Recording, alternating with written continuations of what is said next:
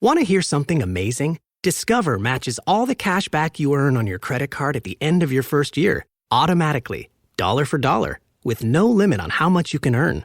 Extra cash? Come on, how amazing is that? In fact, it's even more amazing when you realize all the places where Discover is accepted. 99% of places in the U.S. that take credit cards. So when it comes to Discover, get used to hearing yes more often. Learn more at discover.com/yes. 2021 Nielsen Report. Limitations apply. Hear that? Is that America cheering or a sausage patty sizzling to perfection? It's time to cheer for Egg McMuffin and fresh cracked eggs at McDonald's. It's time to wake up to the aroma of freshly baked biscuits and treat yourself to a real honest-to-goodness morning meal. Breakfast, it's on at McDonald's. Now enjoy a large iced coffee for just $2 and a breakfast sandwich to make a meal. Prices and participation may vary. Cannot be combined with any other offer or combo meal.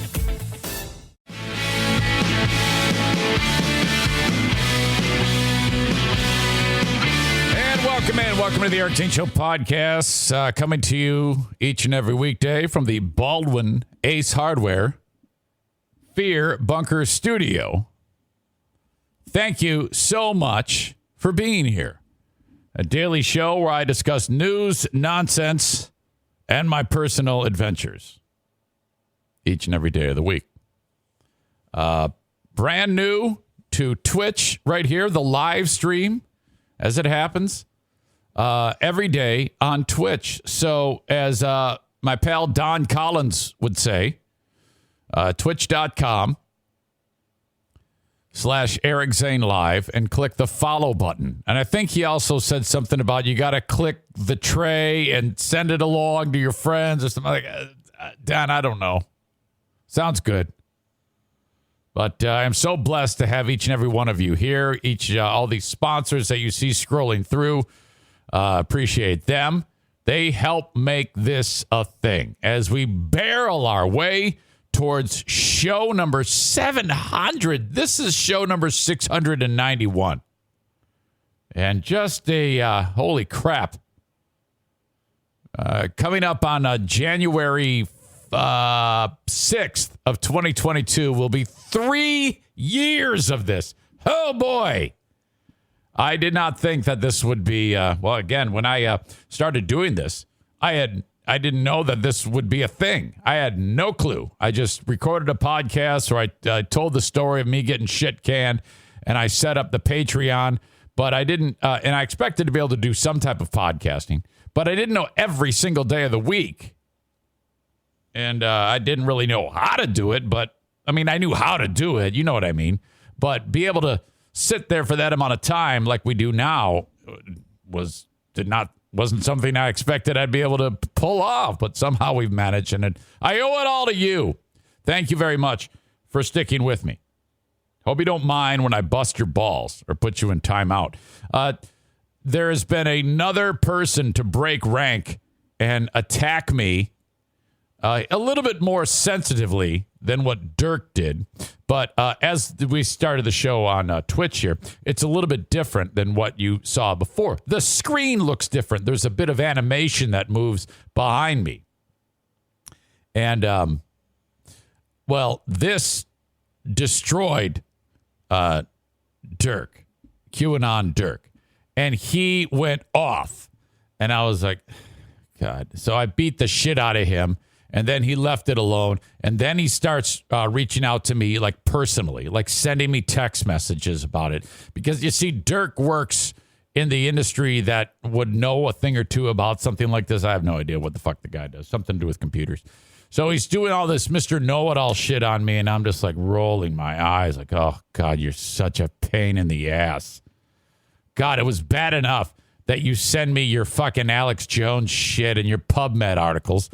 But now I have to deal with you telling me how my Twitch stream should look. And I'm like, fuck off. So now Tim Kuiper, who's one of the sweetest people in the world, and so he's trying to mask his sweetness. He's trying to mask his know-it-all behavior with sweetness. And I'm here to tell you, Tim, that I don't give a shit how sweet you are. You're fucking crazy to think, What the fuck? He writes, subject line, not trying to be a Dirk, but, which, by the way, Dirk, how does that feel if people know that they're being a douchebag and they set it up with not trying to be a Dirk? God, that must stink.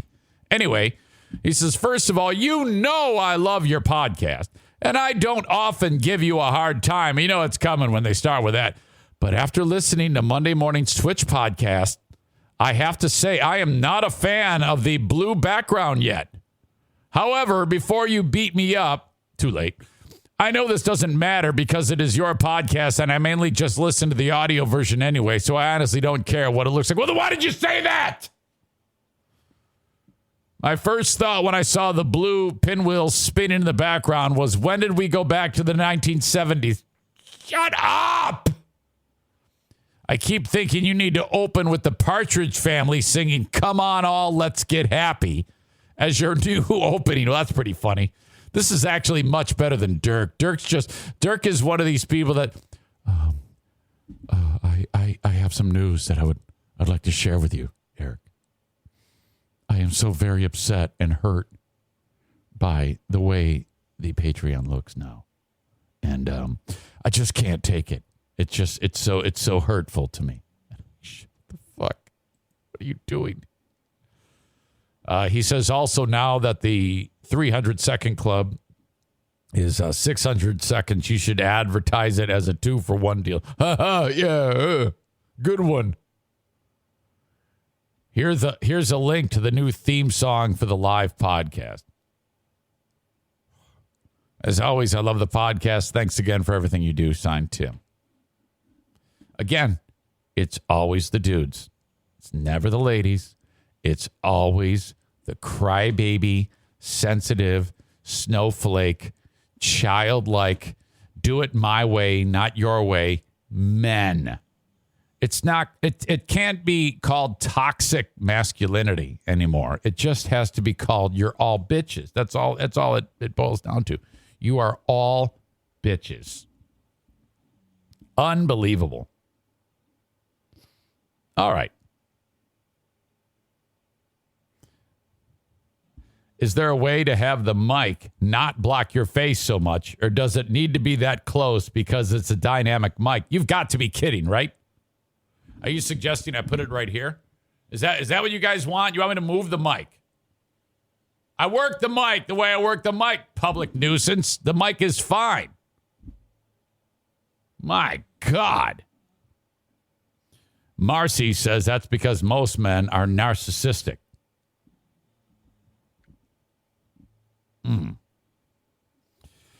Okay, now, nice troll, by the way, public nuisance. I saw you playing video games last night on Twitch. Do you know that? I checked out your channel. You were swinging a giant broadsword and killing people. Some medieval game, and you were narrating it, and you were just kind of running around swinging some big fucking sword.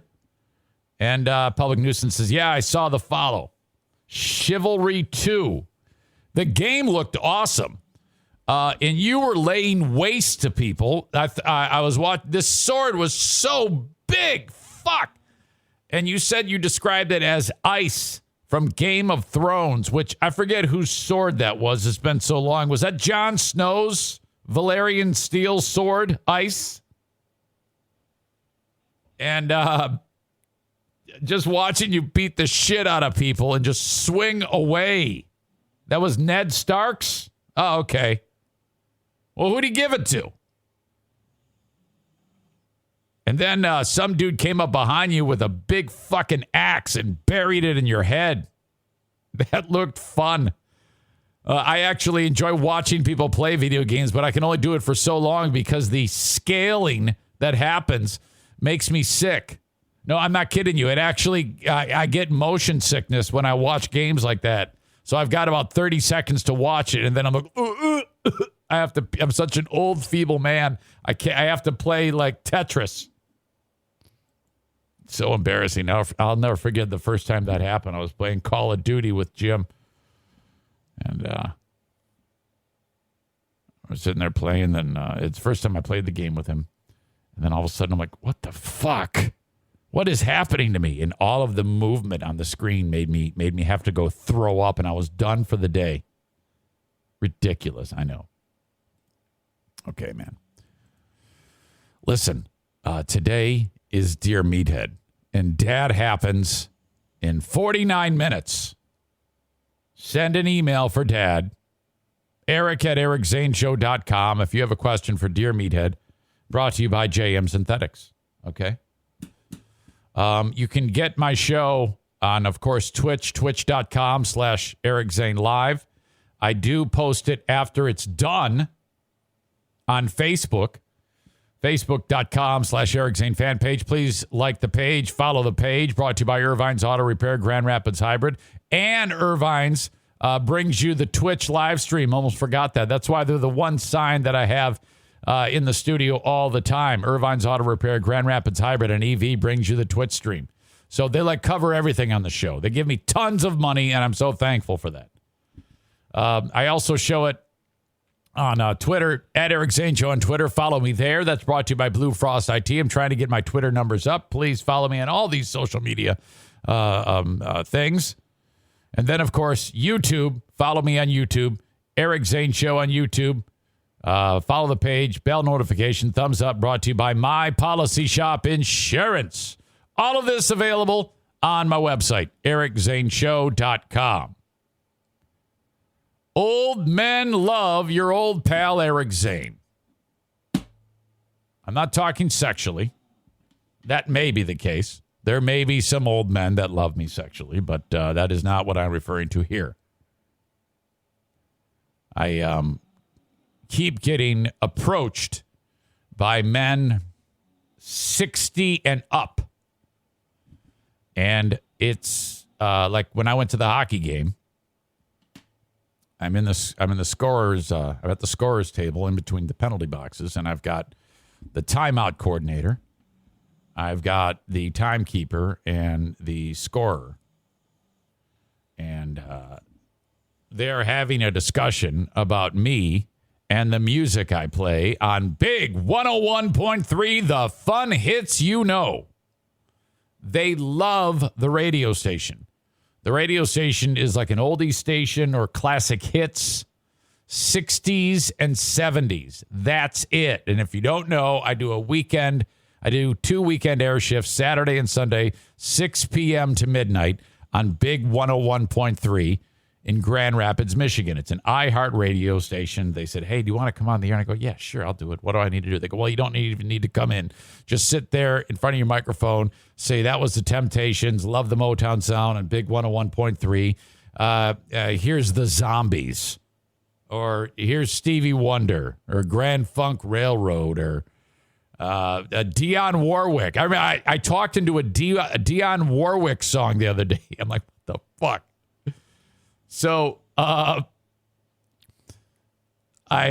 do that. Sarah loves the radio station so much.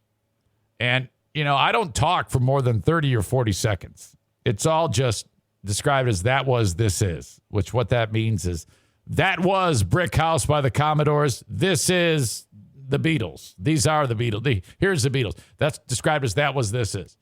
So, and it's all voice tracked, which means it's all pre-recorded. We are out of the closet when it comes to voice tracking. In case you don't know, the radio industry no longer has live talent on. About the only time you would have live talent on is in morning drive. And sometimes if you're listening to a news talk radio station. But when it comes to playing the music, it's called voice tracking. You sit there and you hit a button. You hear the last 5 seconds of the Temptations. Papa was a Rolling Stone. You say, Big 101.3, the fun that you know. Here's the Beatles. That's it. And then you're done. It takes 6 seconds to do that. And then you click to the next element, next time. So you talk 3-4 times an hour. Takes you half an hour to voice track 6 hours of content. And then that's it. You're done. Okay? And in fact, they're even coming out of the closet about that on Big because it will say portions of this is pre-recorded. They actually are open about it. So that's what I do from right here. I don't have to leave the house. And what I'm supposed to do is just keep the momentum going. I'm kind of hosting the music. Don't get in the way of the music. Just keep the car on the road. They give you a few bucks for spending cash, and then that's it. No big deal. This is not, no one's getting rich in this. Not a soul. Okay? So that's basically how it works. So then these old guys that work at the hockey game for the Griffins are like, oh, man, that station rocks. It is so amazing. And you played the best tunes. And I'm like, yeah, oh, hey, thanks. And then they're like, well, wait a minute here. I was coming into the hockey game, and I heard you on the radio. Did you get done and come right over here? Because it's like right across. It's downtown. It's right where the arena is, where the radio station. I go, no, I'm in two places at once. That's all pre-recorded. These old guys are like, what? You mean you're not there playing the platters that matter, playing records every day? I go, no. And then I kind of give them the background of what I just told you. Mind's blown. They don't understand. These guys are only like, a decade older than I am, and they're completely in the dark about everything of what I just described. They're like, wait a second. You mean you can just record all that? How does that work? I go, I can't explain it to you. You're too old. Okay? You have passed the threshold. You are at the point of no return. You cannot be brought back. I cannot explain this to you. Okay? Just suspend belief. And I actually am in two places at once. I have a fucking Harry Potter time turner. Me and Hermione and fucking Ron and Harry went back. And then we hung out at Hagrid's with the fucking hippogriffs. And then we saw ourselves. We recorded the radio show. And then we got the fuck out of there. Some of you get that reference. Some of you are like, how the hell do you know so much about Harry Potter? Dude, I know everything there is to know about it. Are you kidding me? Nuisance is like, that's a deep Harry Potter reference. Hell yes, it is. I know shit. I was at the gym on Monday. And man, I've never spoken to before. Also of age. I'm going to guess 64. Young looking man, takes care of himself, very pretty wife, nice looking couple. He goes, man, I thought that was you. And I'm like, hey, what's up? He goes, man, keep doing your thing on Big 101. I love it so much. It is awesome. Keep giving us that. He actually says, keep giving us that music info. And I'm like, what the fuck is he talking about? Music info. And I'm like, well, I guess occasionally I might have some, like a tidbit or a fun fact about, Eric Burden and the Animals or some shit. So I don't know. So then I'm like, yeah, dude, I really appreciate you listening. And this guy just loves it. I didn't have the heart to tell him that it's voice tracked or anything like that, but oh my God. Sexy Voice Andrea writes, I wish the triangle was a big cock going back and forth at his face. Ooh, boy, I just don't know what you mean by that. It sounds devastating. Not quite sure. And then the question, who is Public Nuisance? That is a sweet soul in Northern Ireland, if I'm understanding correctly. Isn't that right? Old men want to be you, and old women want to be with you. Granny panties are probably parachuting at you left and right. Wait a minute. Public Nuisance is in Maine? Oh, I thought you were the dude in Ireland. Fuck. Guess I don't know what the fuck I'm talking about. Wasn't there a dude in Scotland or Northern Ireland or some shit? Why the fuck? All right. But yeah, public nuisance is Corey. Okay. God, I'm an idiot. Wise guy or Wings guy says, I think there was a public nuisance from YouTube that was from Ireland. Maybe that I could have swore. The Andrea is referring to the yellow triangle that is in the corner of our screens. Oh God, you're such a sick idiot. All right. So yes, the old folks just love your old pal Eric Zane. Moving on, I had a discussion with the Queen of the Forest yesterday. As you know, she is a substitute teacher in our wonderful schools. Now, who hasn't given a substitute teacher a shit, you know? I mean, seriously. I knew that if we, when I was a kid, if you walked into the school or into into like elementary school or even in junior high or even high school, you see a substitute teacher, you're like, fuck. Yes. Oh my God. We're gonna brutalize whoever the fuck this is.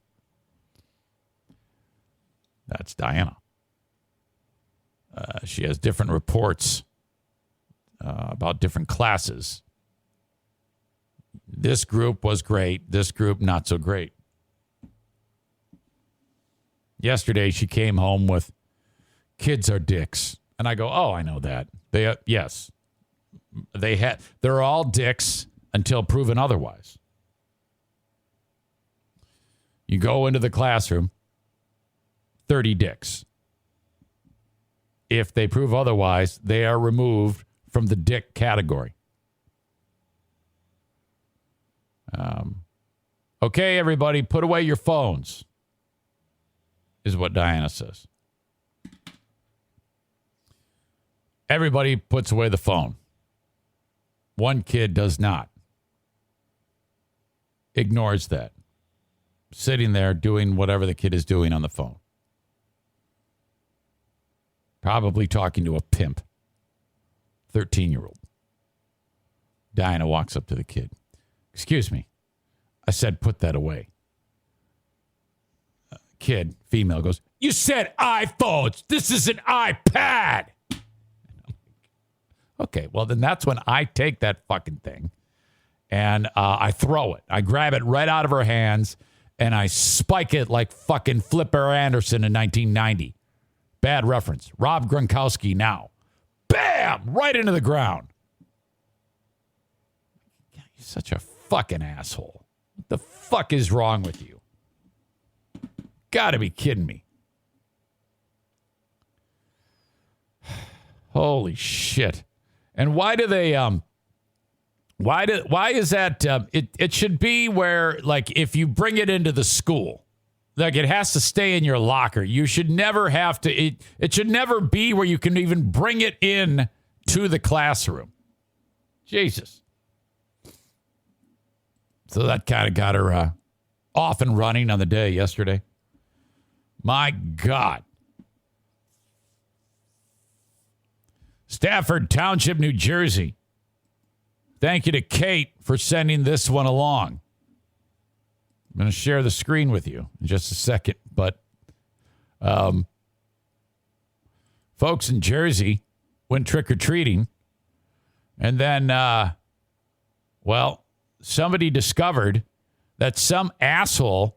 Well, first of all, I didn't know that this is a thing where they I didn't know that medical marijuana or edibles or whatever the fuck this is. It's okay. Let me just share it with you. This is what was found in some kid's bag. Edible marijuana in what looks to be a candy wrapper. It looks like Nerds candy. It looks like something gummy with nerds on the outside of them. According to the packaging, it says tangy and crunchy on the outside, sweet and gummy on the inside. That sounds great. On the side, it says it's a share pouch. At the top, with all these nerd characters, which is this complete copyright infringement, by the way. How do they get away with this? Medic -8 medicated nerdy bears. 420 milligrams. I guess that's a lot. I have no idea.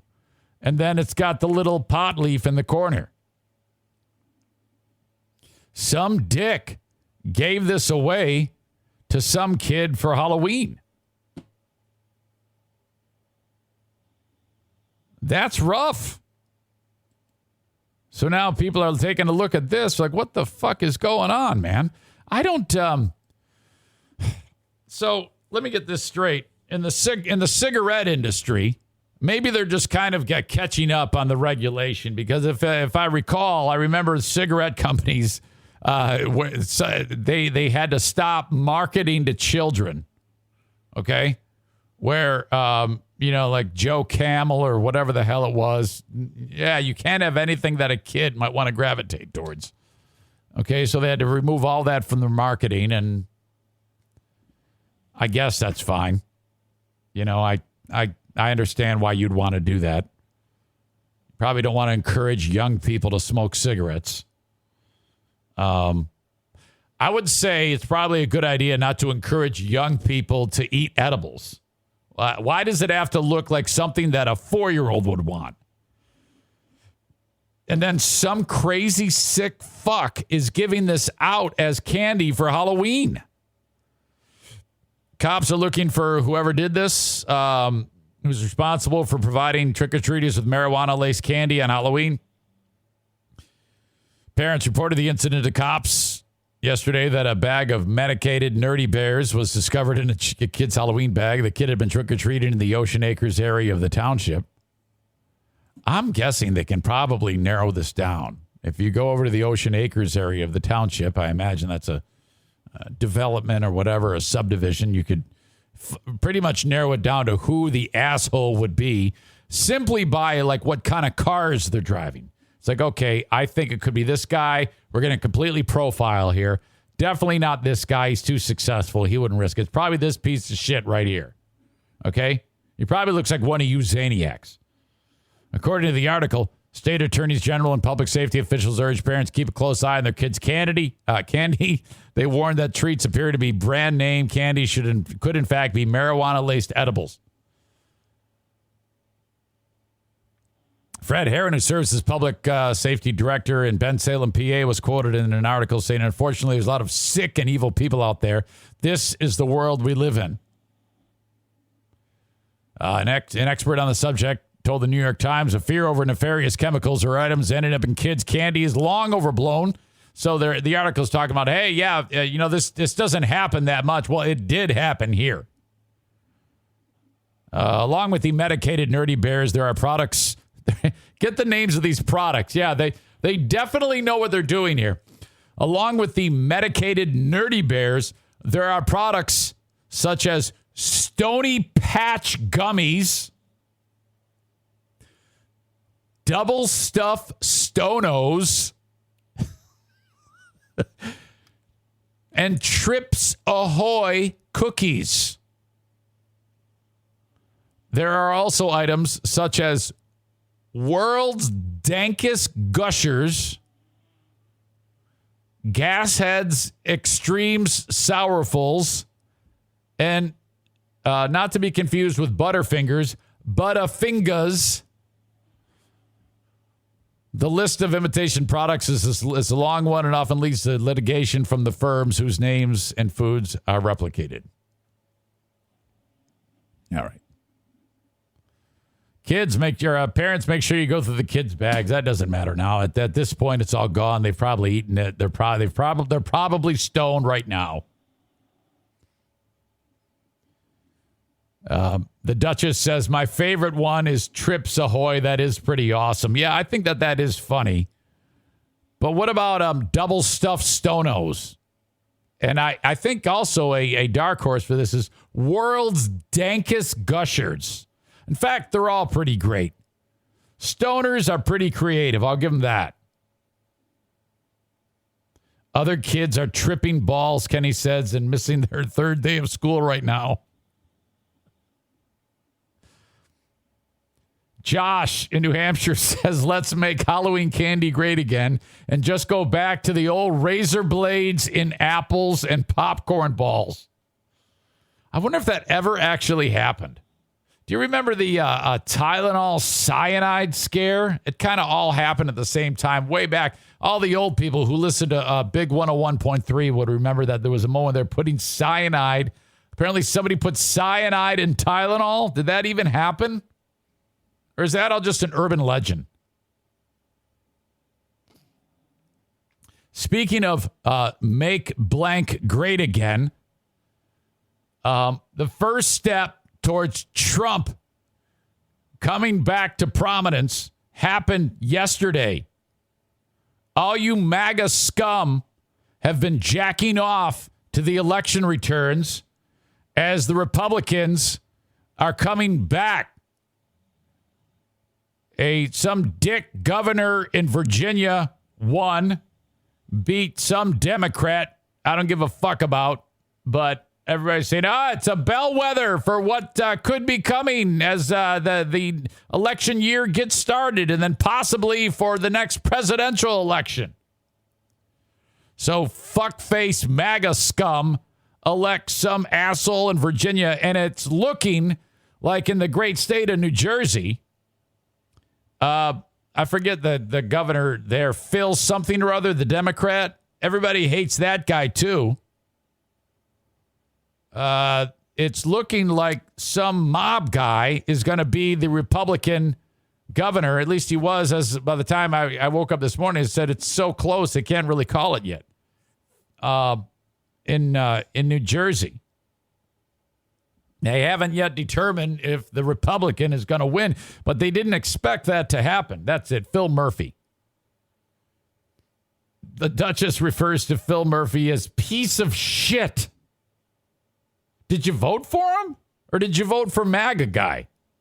Because MAGA guy in both New Jersey and in Virginia have kept Trump at an arm's length. Trump has said, America needs to vote for these guys. America needs to vote for them in New Jersey and Virginia. And then, but these governors were like, I don't want you that close to me. Brian says he voted for MAGA guy. Jack is not MAGA. Oh, so you voted for him. Yeah, I know he's not MAGA, but it's easier to talk about that way. The Republican, who gives a shit? You know he's a MAGA guy. He's absolutely a MAGA guy. He just doesn't want to say it. All right. So anyway. So they're trying to make America great again. That's going down right now as we speak. Republican governors are winning governorships in various states. There's a few good Republicans left, like Liz Cheney. That's what Corey in Maine says. All right. We shall see. Pretty sure we got about a foot of snow up north at Fear Bunker North. At least about 20 miles north of Fear Bunker North in Gaylord, they got a foot of snow. I'm going up there this weekend. So I got to make sure this hillbilly up north plows for me. So I just reached out. Dude, I want to go up north, plow my shit. Please get it done. I need questions for Dear Meathead. Eric at ericzaneshow.com. Let's see how we're doing here. I've got a few on Facebook, but otherwise pretty lean. We'll do our best. All right.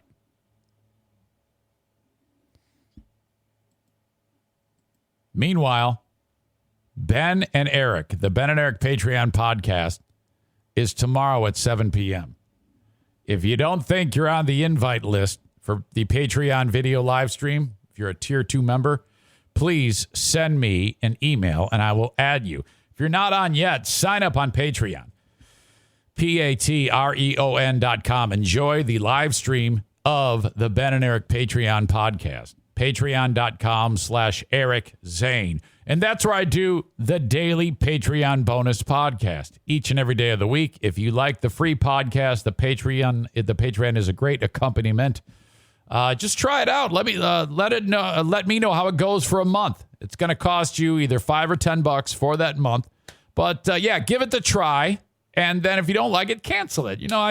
Seriously, I don't want you to feel obligated to keep that on. I mean, if you're like, I don't have time for it, or I just don't like it, that's totally fine. But give it a try and see if it's something you like. I work very hard on it. I'd love you to try it out. Patreon.com/Eric Zane.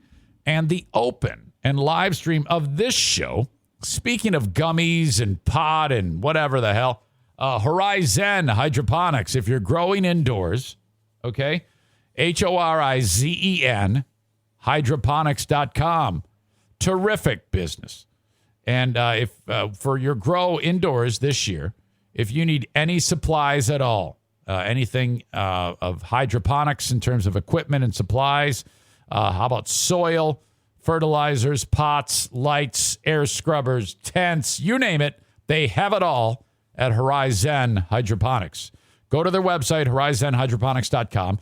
Figure out what you want. If you have any questions, call the number and they can guide you through your decision making, and then buy it. If you're if you're local and local, go there and pick it up, or you can have it delivered to you for free for orders $250 and more at horizonhydroponics.com. Use the coupon code ZaneShow at checkout. Save you 10%. You should be saving for the future, but savings accounts suck, and investing can be scary. We combine the ease of savings with the real returns of investing. We call it Savesting, and it's only available in our new app, Stairs. Stairs offers 4 to 6% returns, no fees, and you can withdraw anytime. Do your future a favor. Visit stairsapp.com today. All right. Then there's dumpster divers. If you need a dumpster and you are in West Michigan, call or text not Black, Emilio, or Kyle, 616-375-9962. That's 616-375-9962. Their dumpsters are not as long, and they're tall-walled.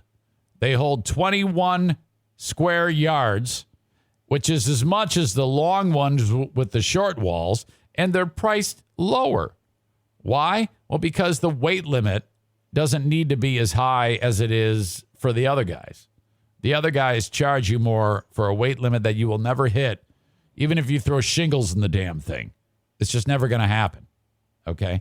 So it's cheaper.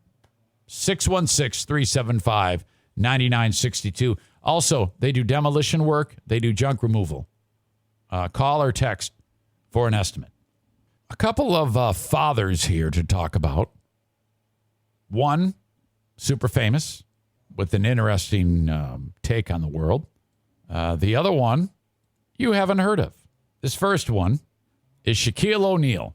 This is Shaq's philosophy about money with his kids.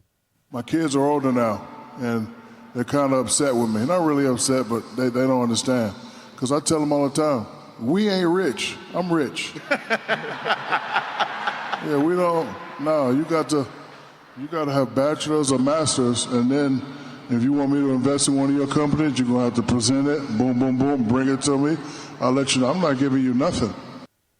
All right. So there you go. How about that? That type of philosophy is fantastic. We're not rich. I'm rich. That is fantastic. I love that so much that he has that mentality about it. You know, you hear about it's like they're all pissed off, and Shaq is like, "Look, you're not getting anything." That is great. Sorely missed, and I think that I don't know. Boy, shit. Does that mean that if he has a will, they're not getting any bit of it? I think that would be a fair question. Because you hear that from time to time. People say, yeah, I'm going to give all of my money away to charity. I'm not giving any away to my kids. I don't know if I could get up the nerve to do that. Shaq, I think he does. I think he does have the nerve to do that. All right, and then there's this. This was sent to me, and I was asked, would you do the same thing? A dad in Washington, the state of Washington, has exacted revenge, and he's probably, okay, here's what happened. John Eisenman is a 60-year-old dude. About a year and a half ago, his daughter was abducted by the girl's boyfriend. She was a minor. Then the boyfriend sold the girl into a sex trafficking ring. This sounds like the latest Rambo movie. So he ends up finding the girl. Cops couldn't do anything. Cops couldn't find her. He ends up finding the girl and rescuing her himself. And then he killed the boyfriend. He killed the guy. The dude has been missing for 1 year.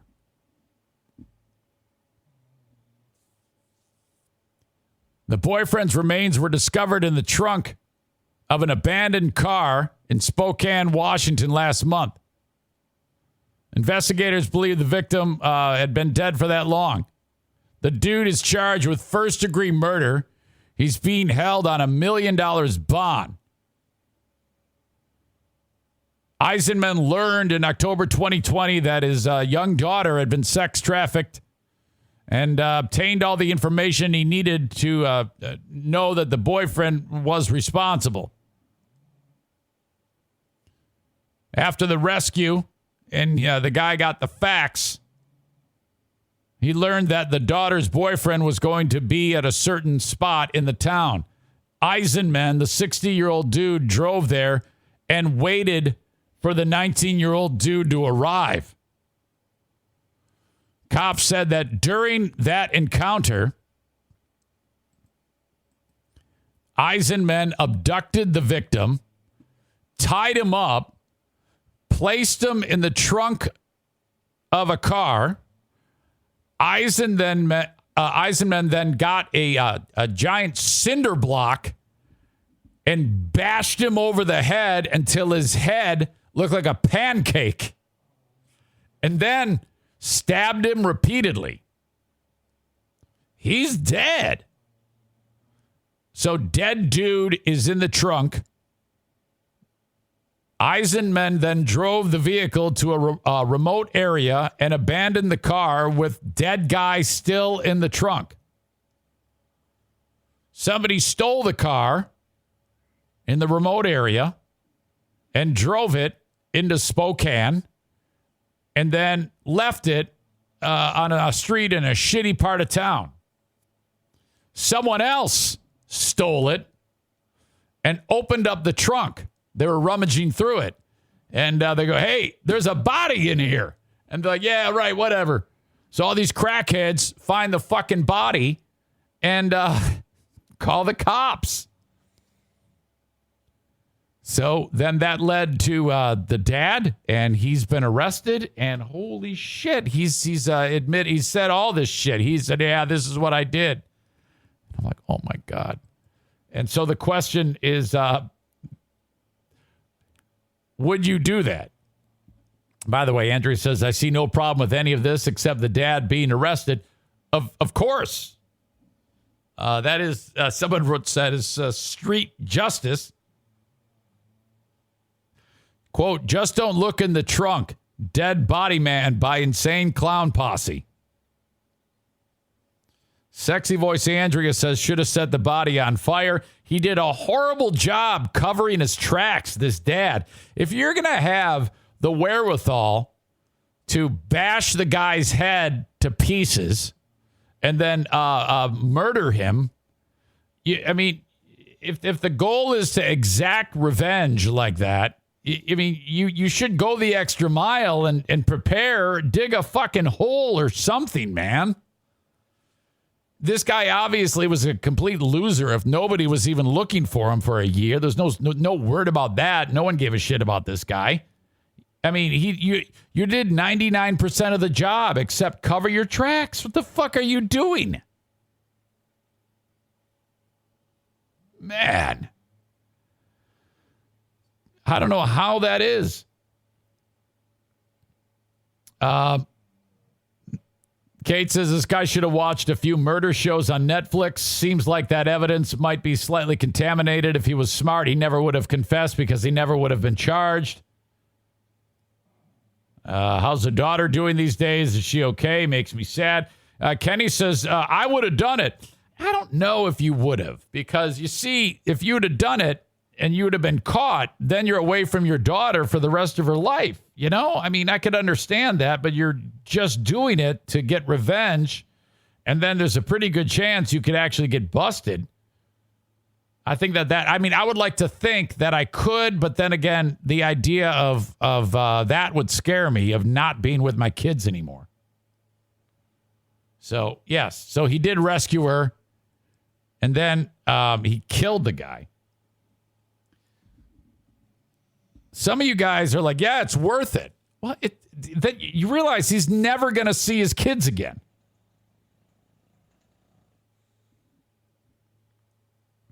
I don't know, man. I think it would help his defense if he said, yeah, well, I wasn't thinking right, because, that's a justifiable homicide. That's just like the guy that I was telling you about some time ago who shot the guy in the airport who raped the boy. I don't know, man. A jury may understand why he did it and find him not guilty. Yeah, I would say that you could use that in your defense. Brian says, I don't see the crime here. He murdered a guy who took his daughter. Well, it's still murder. I mean, I'm right there with you. I want him to get off too, but Adnan says Liam Neeson in the real world. Absolutely. All right. Dear Meathead, 12 minutes. Reach out. Eric at ericzaneshow.com. Okay. Let's get into, I wanted to play this for you. This was yesterday, and it is Michael Winslow. Michael Winslow is the guy that's appearing at Full House Comedy this weekend. This is the guy who can make any noise you can think of with his mouth and just holding a microphone up to his mouth. And I don't know 100% you'll be able to see this, but it doesn't matter because I just want you to hear it. Michael Winslow doing Whole Lotta Love by Led Zeppelin. He has a pal who's playing guitar on this, but just kind of like playing the rhythm. He does lead guitar and he does singing. This guy is appearing at Back Alley Comedy Club this week. Check this out. This is incredible. Check this out. This is incredible.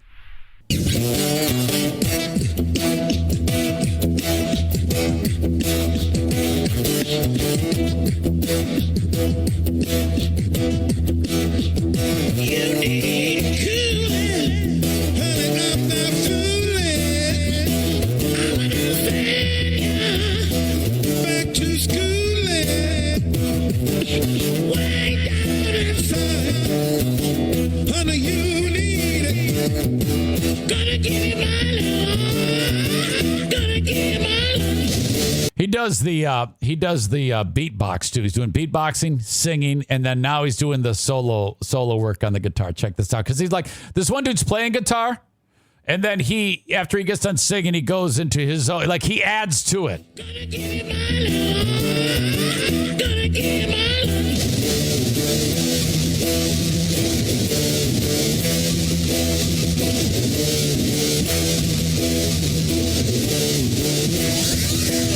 Look at it. Baby, I'm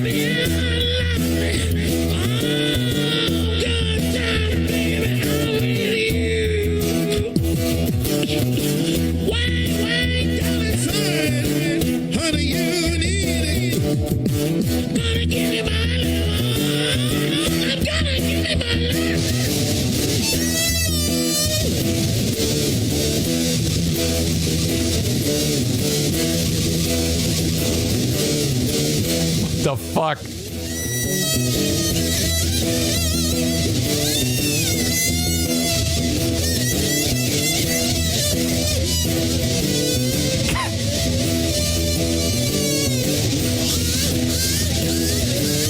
Come on.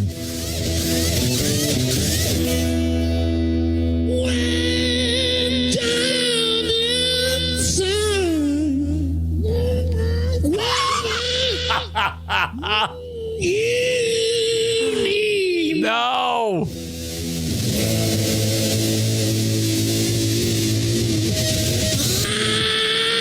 I hit my head again.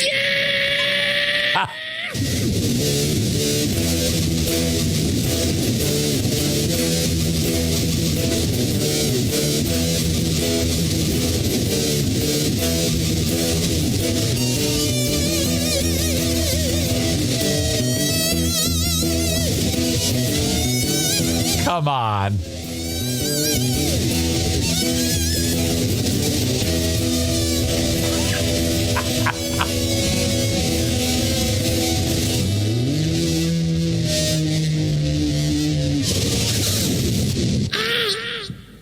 No way. Holy shit. How? How does that even happen? And the look on his face when he does it. Adam? Adam says, you can do a lot of that, Eric. Take the cover off your mic and hum on that bish. You mean bitch?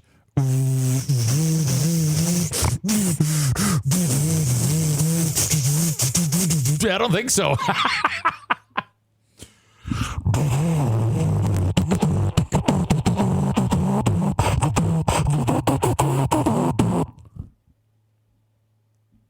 Oh, fuck that shit. I can't do that.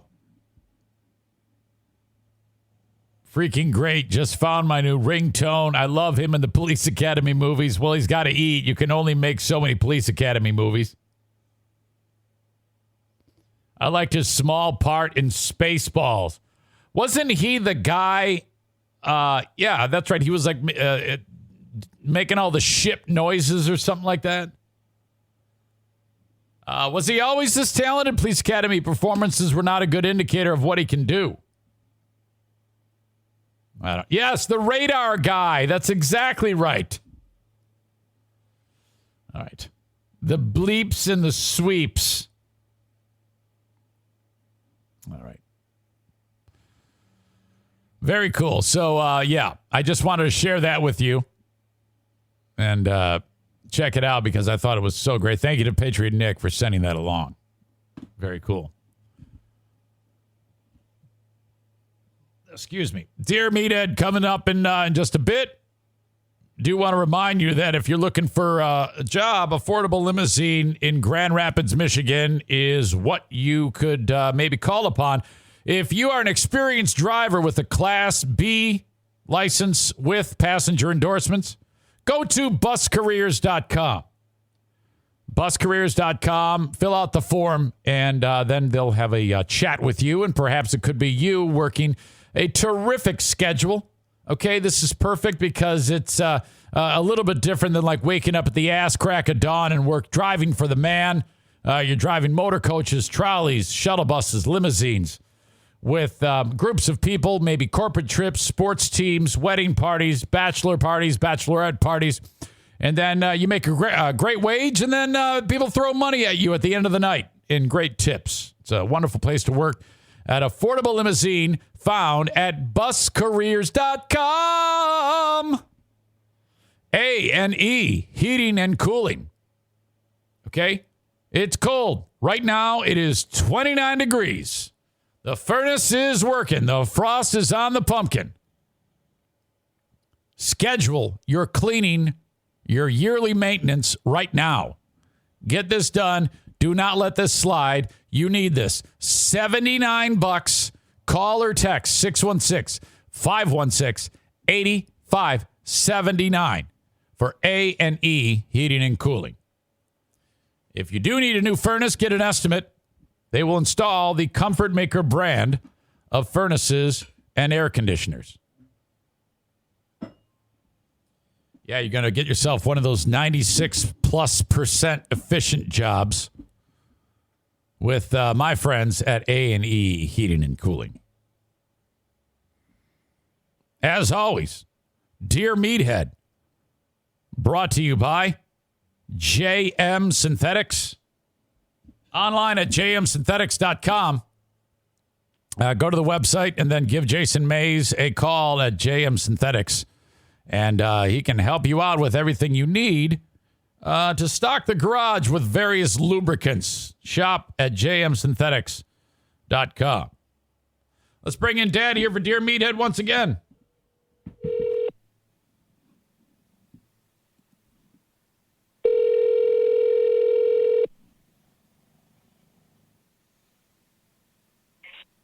Good morning, you early waker-upper. Good morning, Dad. How are you? I'm okay. How about you? Never better. 5 minutes too early. No, I'm about a minute and a half early today. Well, our watches are not synchronized. Yeah, that's okay. That's okay. How you doing, honey? I'm well. How are you? Good. How's the family? Everything is great. Everything's great. How about you? Good. I'm doing good, and I'm doing well, and I wanted to say something right off the bat. I want to say good morning, Grand Rapids.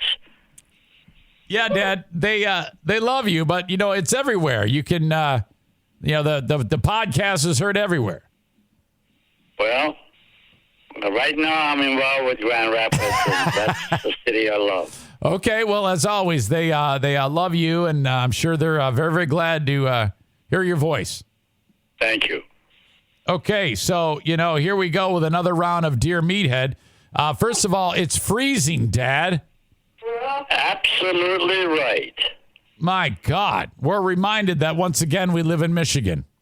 I really, for some reason I cannot deal with this year. It's a little tougher this year. Is that what you're saying? Yeah, I'm looking outside and shiver. Yeah, I know. I got the heat blasting and all that. Yeah, I know. It's a little bit. It's probably going to be a bad one, Dad. There's definitely no question about that. I guess in Gaylord they got a foot of snow. Yeah, wow. Wow. Hey, I'm planning on going up there this weekend. You are going up there? I got some work to do. Oh, wow. Well, the big stuff? Well, I had to rake the frickin' leaves, but if there's a foot of snow on them, I don't know if that's going to happen. Oh, boy. You need some powerful blower instead of a raker. Well, if there's a foot of snow, I'm not doing anything but sitting around. Oh, I guess not. So I don't know. But I remember one year that Joanna and I and two girls went up there in the midst of the winter, and the snow was as high as my body, I think. Hip high. And I tried to drive through there, and there's no way I could do that. So I had to back it up, get up that the entry of your driveway is kind of high. Yeah. And then went out to the neighbors, and the neighbors put us up. Oh, jeez. Yeah. I got a guy that's supposed to plow. His name is Matt. Yeah, I've heard of him. Yeah, I don't really got... Tammy's son? I don't know. Yes, it is Tammy's son. It is Tammy's son. I don't know I think he might be addicted to crack, but I think... Yeah, I bet he does. All right, Dad, are you ready to go? I got a question here from Terry. Okay, hi, Terry. How are you? Terry is he's a man's man. Or a woman's man. He's a man's man, and he's getting ready. He's getting ready to go hunting. It's hunting season happens in the fall. He wants to know the best way to prepare venison. Oh boy, I have the right guy to give the answers. It's not me, but the right guy is not available. It's Mike, isn't it? No, it's, what's his name, honey? I don't know. Ron? No, our son-in-law. Mike. Not that Mike. Tom. Like Stone. No. Stone don't know nothing about that stuff. Yeah. Terry Chiatti wine. Well, I don't know how many other son-in-laws are there. Uh-oh. Jim Marquis. Okay. Well, here's the thing, though. Mike, last time we were up there, Dad, he had some venison in a bag with a marinade on it and with some garlic, and it was like a wet marinade, obviously, and he just put the venison. Remember, it was me, you, and him, and he put it on a stick and cooked it over the fire. Yeah, we've done that. That was fantastic. Yeah. Now I'm not But sure. then again, he's not a connoisseur. Well, I don't know. It was pretty damn good for me, but I would assume just some type of marinade for to soften that meat up a little bit for as long as it isn't too much. That's a great way to go, but I'm sure he picked it up from somebody else. Okay. Boy, you don't like giving Mike any credit. No, I give him a lot of credit, but he's an excellent cook. All right. And then he also wants to know, Terry says, Meathead, did you ever hunt? Have you ever I have never hunted. Now, I'm with you on that. I can't get up the nerve to do that. Well, I know why you're cracking up, Joanne. I have never hunted. I have never hunted. Okay. I have never, I'm going to write that down. I have never hunt. Yeah, no way. My English is really going bananas. That's okay. How come? Hunting has never been my forte, really. Now, I know why I don't want to hunt. I can't. I think I'd start crying as soon as I killed the deer. Yeah, I cannot shoot the animal dead. Yeah, I just can't do it. I'll eat it, but when I'll eat it. I can't go. I can't. The idea of it being alive, walking around, enjoying the day, and then me filling it full of lead, it just, I can't do it. Yeah, no, I cannot tolerate that. I mean, I believe God put that animal on there for something, but that's probably for people that need to eat, shoot them and eat them. I don't know, but it's a living creature and all that, and me with a rifle shoot them down dead, no. Right. So that I can eat them. Dad, Adnan has a question. He says to ask you about trick-or-treating when you were younger. When I was younger, we never had trick-or-treat, never. The country that I came from, I'd never heard of that. They just had tricks. And they had nothing but tricks. Going to Joanne. Yeah, if you said trick-or-treat and went to someone's door, they just shoot you or hang you. No, we never heard of that. And I heard that here in America. Yeah. What about when you come to the U.S. and how does someone explain to you what this is? I imagine you thought it was crazy. What was that? Say that again? So when you come to the U.S., you're a young man. No, trick-or-treat. No, when you. We never heard of that. Yeah, I know. I didn't know what is this? So I used to live with my uncle. Right, and he's like, "Hey, the trick-or-treaters are coming," and then someone bangs on the door, and you probably kicked him in the face. I would have wanted to, but no, I had nothing to do with it. And then I started learning. I'm a quick learner. Someone says trick-or-treat, and you said, "I have not hunt." That's pretty good. Okay. Oh, man. Trick or treat, we only had 4 kids show up to our door. Dean says, when you were playing soccer, did you ever get a red card for hitting someone over the head with a beer bottle? No, but I did. I had my own tricks. I used to carry a safety pin in the back of my pants, my jersey, and then I'd be chasing the guy. If this guy has been a bugger as a player, yeah, I thought put the sharp end of the pin out in my hand and run behind him and stick him in their butt. You know, Really? the butt cheeks. Wait. And they go, they grab their butt, and I take the ball and run. How come I have never heard this story, Dad? Oh, yeah. You would be running down the field, and if the guy... I'm chasing him. If He the gets guy, the ball, he's running, and I can't catch up. But by the time I catch up, I got the pin in my hand, stick him on, cheek of his butt. Wow. And he grabs it, forget the ball, and I take the ball and go. Was this a regular thing, or were you the only one that did this? Yeah, nobody knew that I did it. It's just that he got a big thing, pain in his butt. So you would stab... Butt cheek. Okay, so you're playing soccer, and then people are getting stabbed. But Yeah. I was a good runner. I not catch anybody. So And now, I catch up with him. If he took the ball from me and Right. started running away with it, yeah, I'd get that pin ready. It's a safety pin. yeah. Now, Dad, when they so the guy it hurts the guy, and then the guy goes and tells the ref, and then does the ref say? Well, you don't tell nothing. He just didn't know what the hell happened to him. Oh, okay. Well, see, yeah, I would. He knew what happened. Yeah, I'm surprised he didn't tell the ref, and then the ref says, "Hey, look, do you think you could stop stabbing didn't people?" Care about that. No, they're like, let it go, no big deal, ticky-tack foul. Sure. Okay. I played soccer very little in the United States, but in Iran, I was on a championship team. Oh yeah, okay.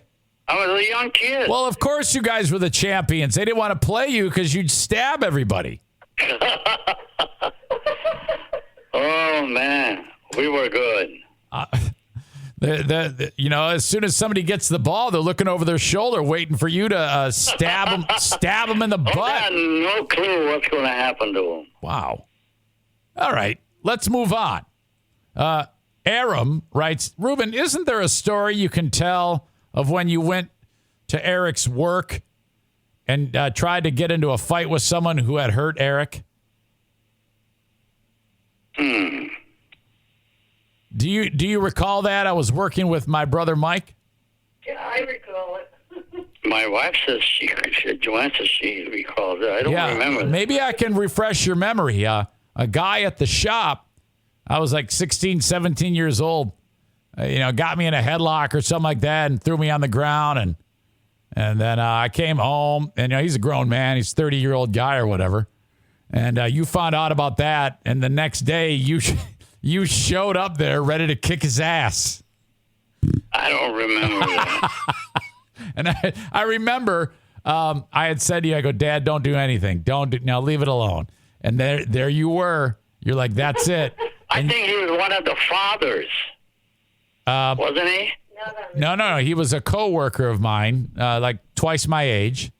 And you showed up there, and he had left, but he wasn't there. And I was like, Dad, I appreciate it, but you can't go and beat people up. I would mess around with my kid. I'd beat up anybody. Right, I know you would. And I appreciate that. But yeah, that's exactly what you did. Well, hey, listen, justice is justice. If they deserve it, they're going to have to get it. Okay, I'm writing that one down, and we'll come back to that. Okay. Where do you come up with all those things? You came up with it. Oh, digging into my past? Well, I've told the story before, and I think that's where he got it. So, The okay. most significant thing that I loved when I was young and playing soccer, Right. is a safety pin. Now that I can imagine you being able to remember that. I mean, that is That was so funny. They didn't even know what hit him. Yeah, I would not like to play your team, Dad. Nathan writes, Dear Meathead, Thanksgiving is right around the corner. Do you have a favorite Thanksgiving Day story? Not really.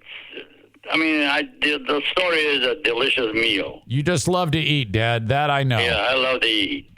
Light But meat. I don't now. I'm pretty tight about my diet and all that. I don't diet, but I don't eat that much. Wait a minute. Joanne thinks I eat a lot. Yeah, I think you can really kill the food, Dad. Well, I do. I eat a lot, but I don't gain weight. Yeah, I don't know what's going on with that. Yes, you sure do. In fact, I'll see you in just a couple of weeks, 2 or 3 weeks. Yes, you will. Yes, you will. If you don't, I'm going to come and get you.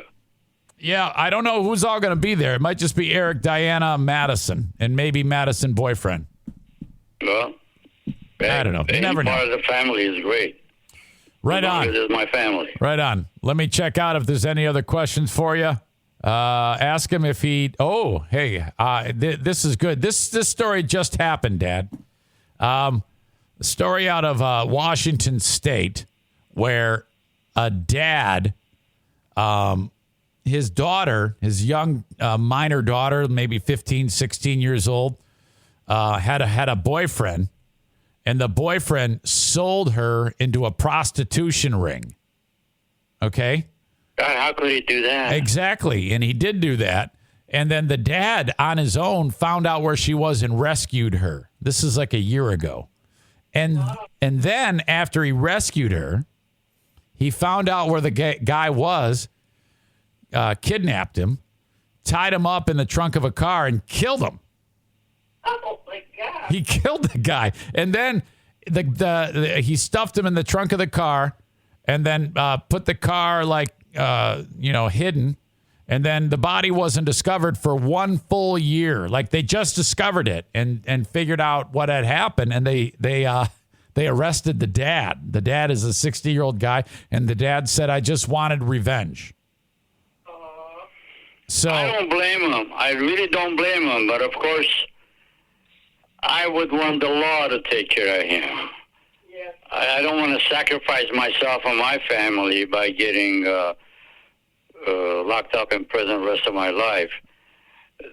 Hey, I think he was justified in not killing him. No, I cannot kill a human being. Unless I'm in a definite position that I should be doing if that. someone's trying to kill you, then perhaps. I mean, I've killed people, all right, but I don't condone that. No. Wait, did you just say? The law has to take care of that. Did you just say you've killed people?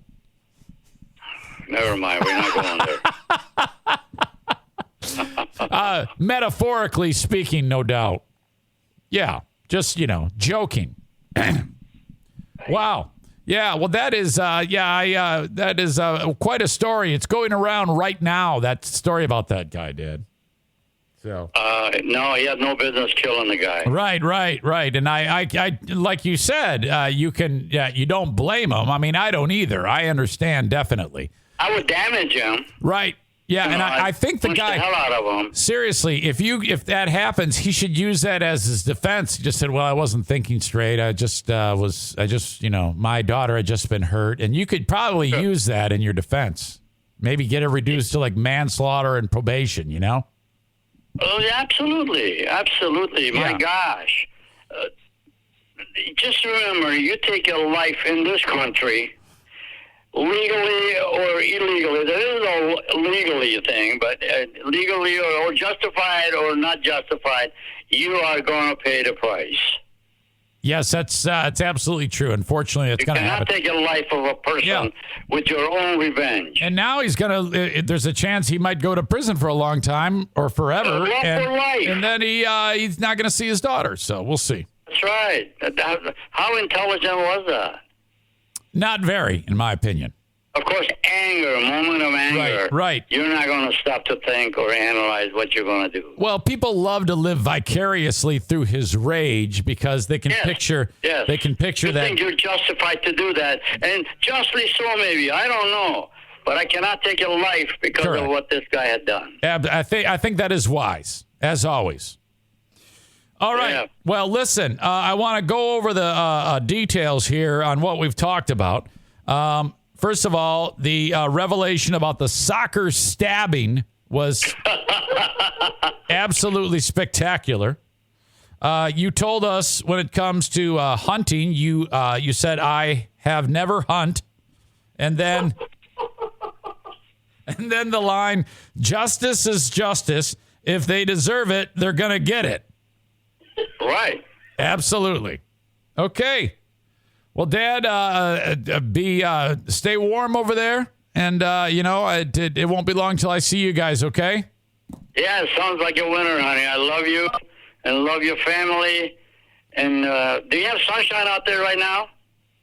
Yeah, it's sunny. It's just cold as hell. Yeah, it's cold, but really clear skies. Yep. Excellent. Well, okay. I'm marooned. I'm going to stay now. I know it. You guys are the best. I appreciate you, okay? All right, honey. Love you. Love you too. Whole family for yes, me sir. and Joanne. Yes. Thank you, Dad. Thank you, Joanne. Love you, Eric. Okay, love you too. Bye-bye.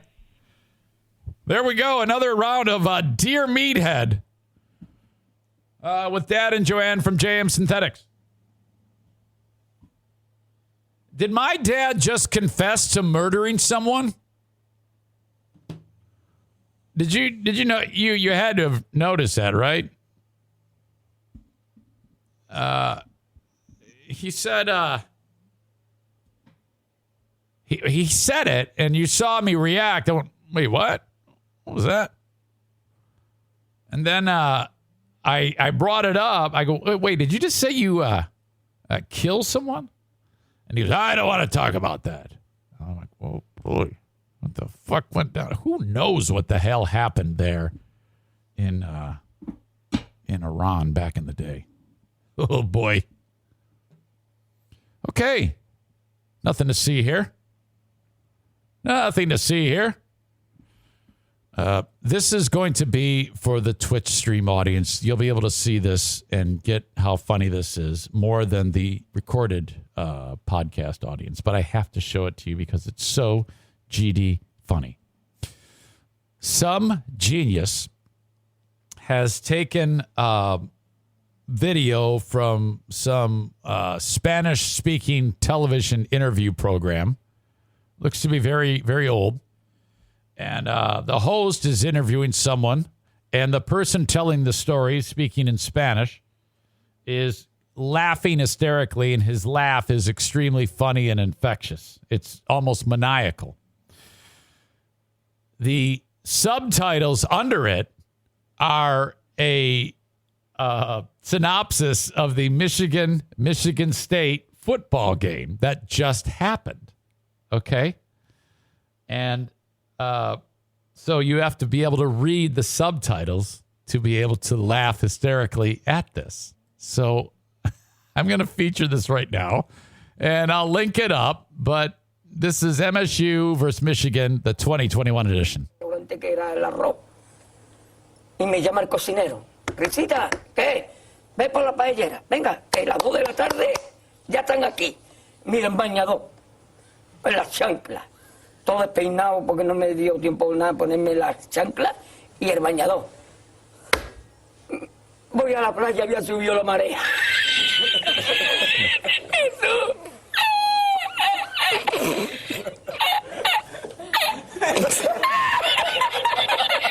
Jesús. Había subido la marea y encontré una paella. Jesús. Y la encontré porque estaba la paellera agarrada metida entre las piedras de Chipiona, del faro. Y cuando entro en el restaurante me ve el cocinero con una paellera y a ver solamente paellera.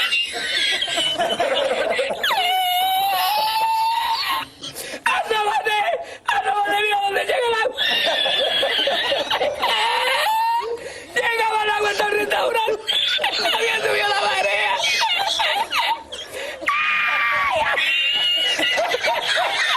Jesús, hay que hacer ahora con los 2 sacos de arroz. ¡Ay, llama para Sevilla! ¡Llama a Sevilla que traiga un país!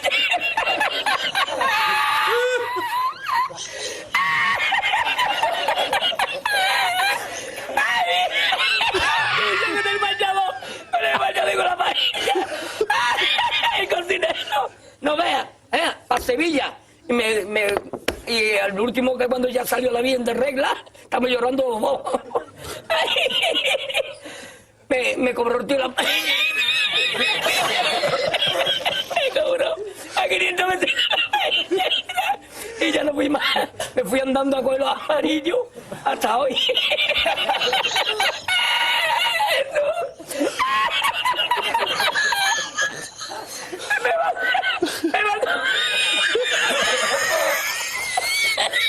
Me manda por la noche, había bajado más el agua y por la mañana había subido. Cualquiera estaba donde está la paellera, a lo mejor está en el barco ese del petróleo. En el Prestige. En el Prestige ese.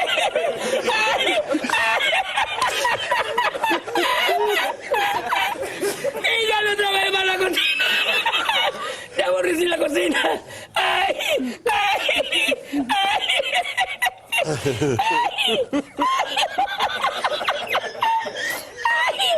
Pues no cobré nada, me dieron el dinero del bote. ¿Había mucho dinero en el bote? Lo que me echaban y el dinero de lo que gané, me cobraron 20 paelleras a 500 caras, pues viste lo que me llevé yo para Sevilla. Ay, ya aborrecí la playa.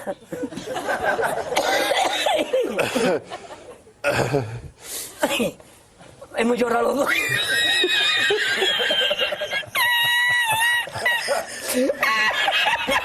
Ya está, tú, no es para tanto, hijo. Oh!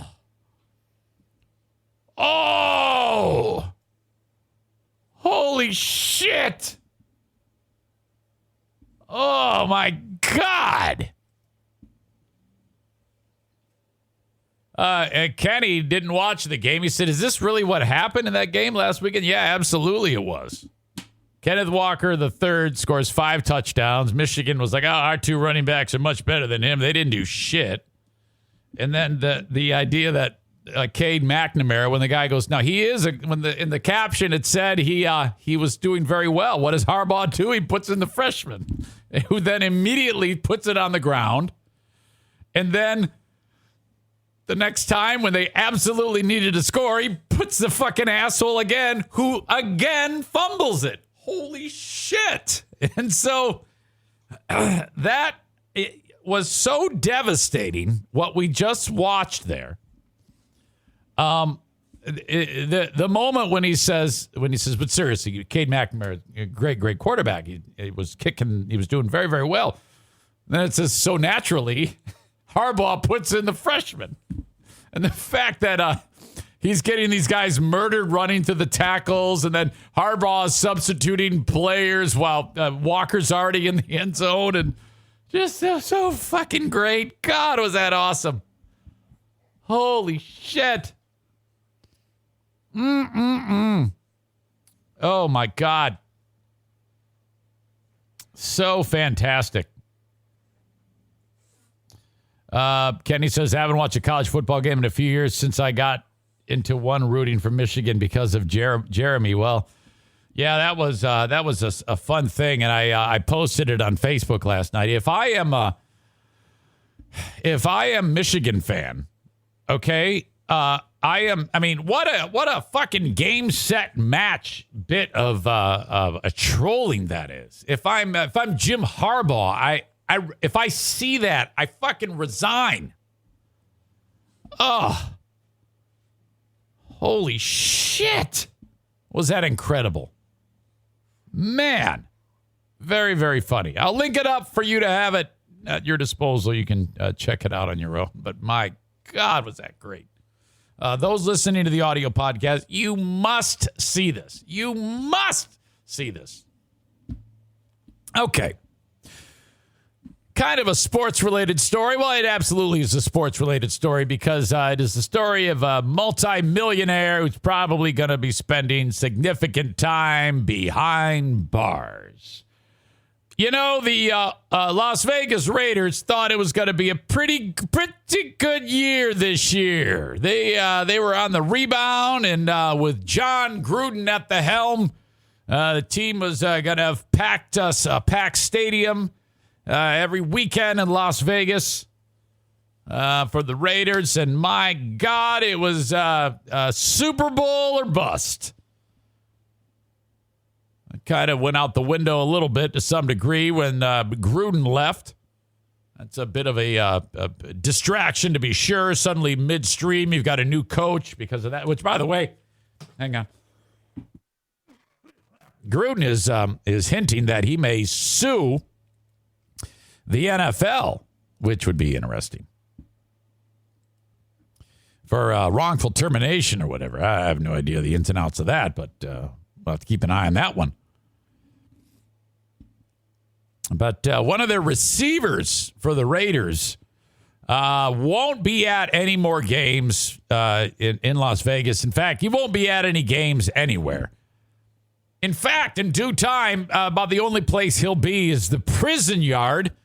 The latest NFL player to kill someone is Henry Ruggs III. It was 3:39 Tuesday morning in Las Vegas. Ruggs is out driving. Nothing good happens at 3:39 in the morning. If you're a person going to work, that's one thing. But if you're not going to work or coming home from work and you're driving at 3:39, you're trouble. You are trouble. Ruggs was not going to work, not coming home from work, so he is trouble. He was completely shit-faced at the time. And as he approached a intersection just a few miles from the Strip in Vegas, he wasn't slowing down. Despite the fact that a Toyota RAV4 was at the light. And as he got closer, that's what happened. At a high rate of speed, he smashed into the back of the Toyota RAV4, which burst into flames. Police, fire, EMTs, and, the morgue showed up. The driver in the car has not been named. She's dead. And that's the end of Henry Ruggs III. Of course, Ruggs, the driver, the drunk driver. Yeah, did I mention that? He was completely, I did. He was completely shit-faced. Of course he's not hurt. Isn't that how that always works out? And police are like, yeah, hey, what the fuck happened here? He's like, and they said he showed signs of impairment, so they started to do what cops do. He did go to the hospital and get checked out, but then the cops are like, yeah, we're going to stay by the door here. He's shit-faced. Charged with DUI resulting in death. The Raiders released the idiot last night.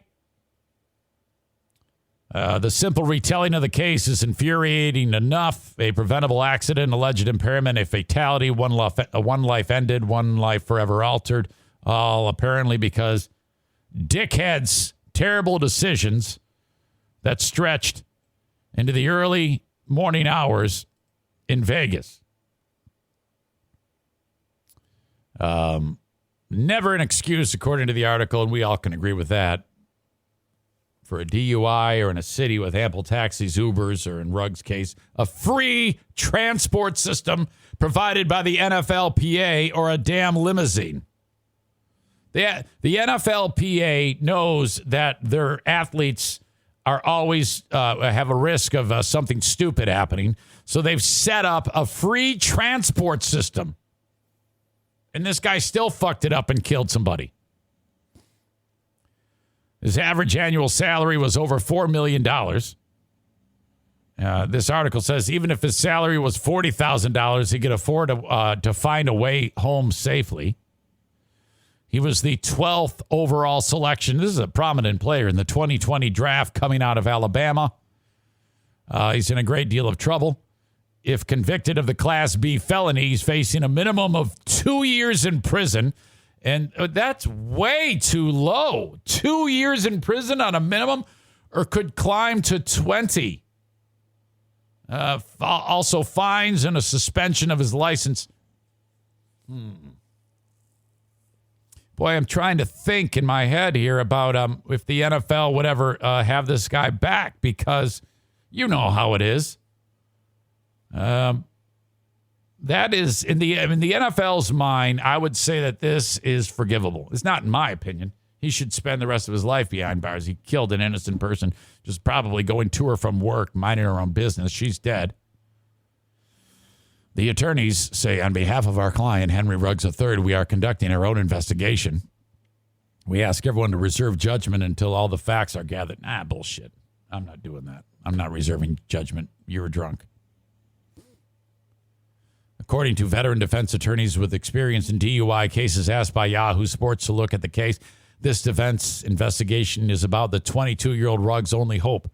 If the facts of the case are what the LVPD say they are, and circumstances suggest they are, then there is almost no way he avoids serving time. As such, his NFL career is potentially over, as it was just getting started. Wow.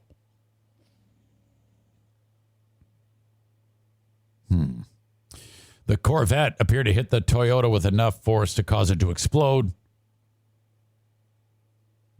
suggesting the Toyota was stopped or barely moving at the intersection, and that Ruggs was traveling at a significant rate of speed. This was no fender bender. Additionally, the driver died while inside the car, engulfed in flames. Ugh, God. What a gruesome thing.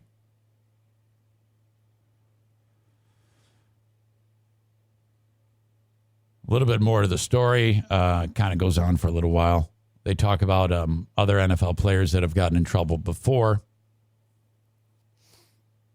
St. Louis Rams Leonard Little. He was convicted of manslaughter in 1998 when he killed a woman in a car in St. Louis. Also, Dante Stallworth, convicted of manslaughter in 2009 when he hit and killed some guy in a Miami crosswalk. I remember that one. Both were found to be under the influence. Both avoided prison and continued their NFL careers. What? How? Stallworth spent 30 days in jail and was suspended for a season. Little received 4 years probation and continued his career. Leonard Little was 23 years ago, according to this talking head attorney. There's been a significant change in how DUI laws are written and prosecuted since then, especially when involving a death. As for Stallworth, because the man was in the crosswalk, there were some circumstances that don't apply here that made manslaughter a possibility. All of it adds up to Ruggs dealing with the reality that he created, barring mistakes by the LVPD or some significant discovery by his legal team. A young man with so much promise and so much going for him made a terrible decision that cost a woman her life. Tragically altered the lives of her family and likely changed his forever as well. I can't believe those other two fucking idiots got out. Jesus. Unbelievable. What a horrible thing. I hope he's found absolutely guilty and spends the rest of his life behind bars. Looks like there's another war of words between Kenny and Nick again.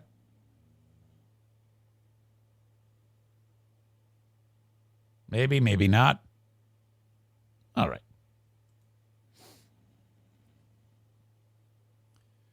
We need to discuss the monkey attack. This might be my favorite story of this podcast. The special teams coach for the University of Texas football team is Jeff Banks. Jeff Banks was recently busted in an illicit affair with a local stripper.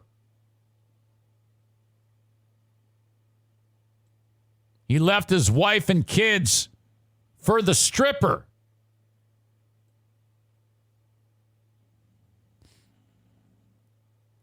On Halloween night, the trick-or-treaters were banging on the door saying trick or treat. And amazingly, the stripper opened the door and a monkey ran out of the house and attacked the kid. The stripper girlfriend of the special teams coach of the Texas Longhorns has a monkey that ran out and attacked a kid and bit the kid. The monkey is attacking the child. The kid goes, trick or treat, stripper lady. The special team goes like, it's going. And then this monkey comes flying out, attacks the kid, and bites the kid. And they had to pry the monkey's jaws off of the kid. This happened. What? My God. Now, there is a little bit of fogginess on the story. We're getting some mixed messages because the stripper is now speaking out and saying, no. He didn't sink his jaws. Yes, he attacked him, but he didn't sink his jaws into the kid. And the kid was in my yard and shouldn't have been there. So apparently a stripper has some fucking attack monkey or something like that. Oh, my God. Tom Campbell wrote, I'm hearing a report from a credible source that Texas Longhorns special teams coach Jeff Banks' monkey allegedly attacked and seriously hurt a young trick-or-treater last night on Halloween. Monkey's jaws apparently had to be pried off the small child. The dude, Banks, has been the center of all sorts of negative attention on the rumor that he left his wife to go be with this stripper.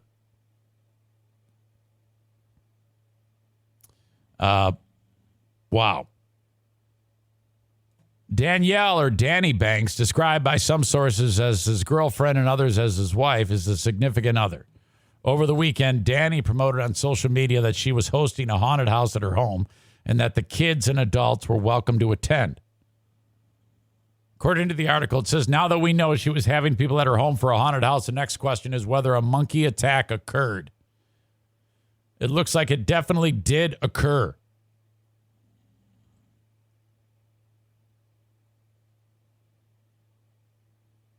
Holy shit.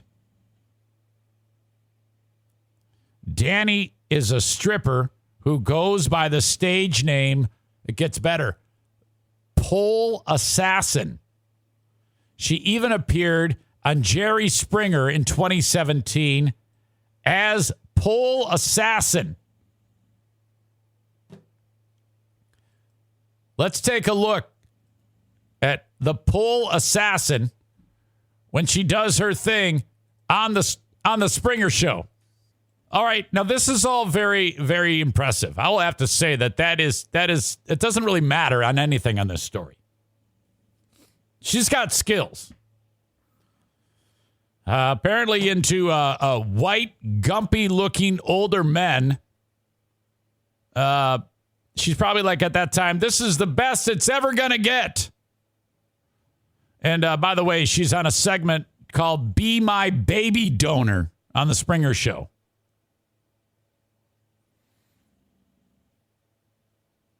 The article says, don't believe it's the same woman in 2017. The now deleted Twitter handle account she runs tweeted a reply to the Jerry Springer account that shared her video and said, thank you for having me.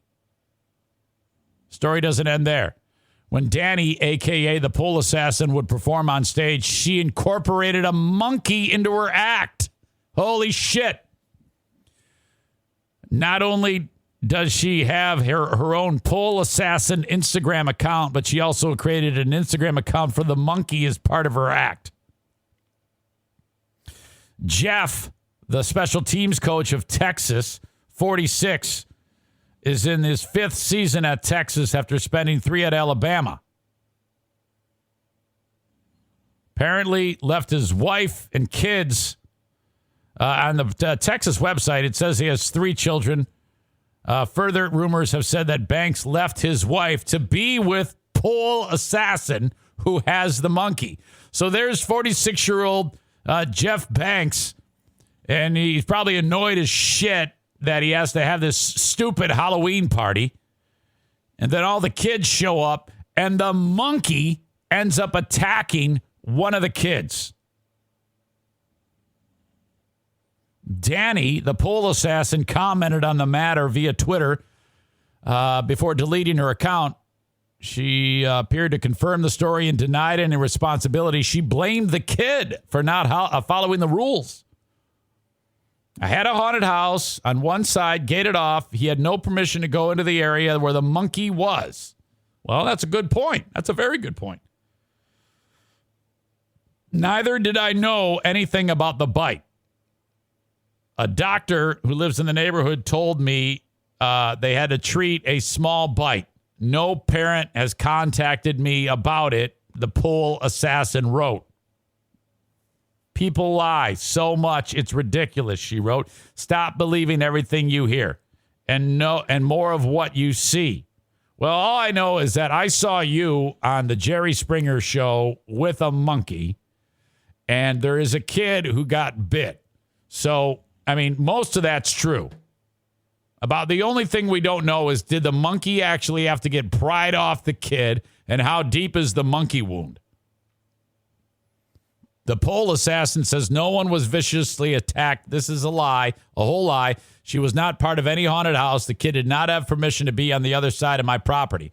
Well, was the kid bit or not? You still might be in trouble for a monkey attack. Do you remember that lady who needed that face transplant years ago? Who, how was that? How did that go? I think she had a monkey, and then she went back. She gave it up, and then she went back to see it, and it ripped her face off. And I think it killed her husband, like ripped his dick off or something like that. I think that actually happened. And then she ended up she was one of those people who got a face transplant because the monkey ripped her face off.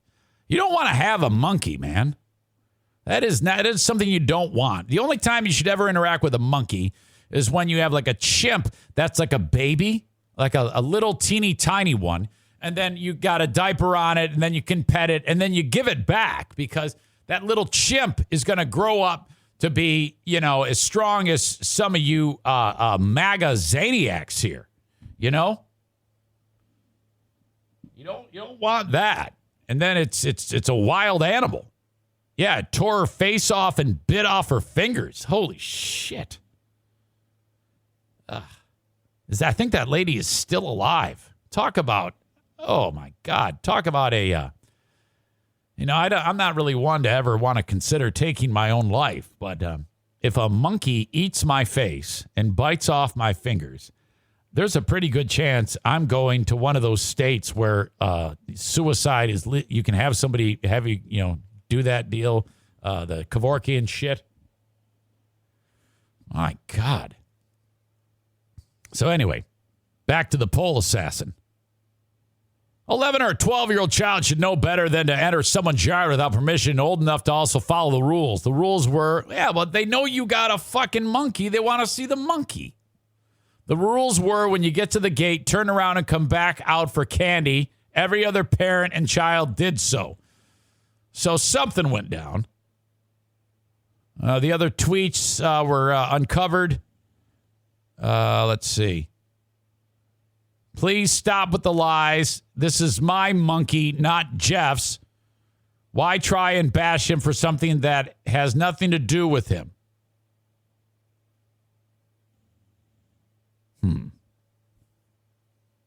How about this guy, though? Leaving his wife and his kids for the pole assassin, 46-year-old dude. This is one of those creepy looking arrangements too. Let me. I don't know if you can see this. I'll share it with you. Look at this dude. Yeah, he looked. Anytime you got really old guy with young chick, I just hate it. It just grosses me out. Gives me the douche chills. Ugh. Very strange. But what a saga. The pole assassin has a monkey, Jeff Banks. His job's probably on the line at the University of Texas. John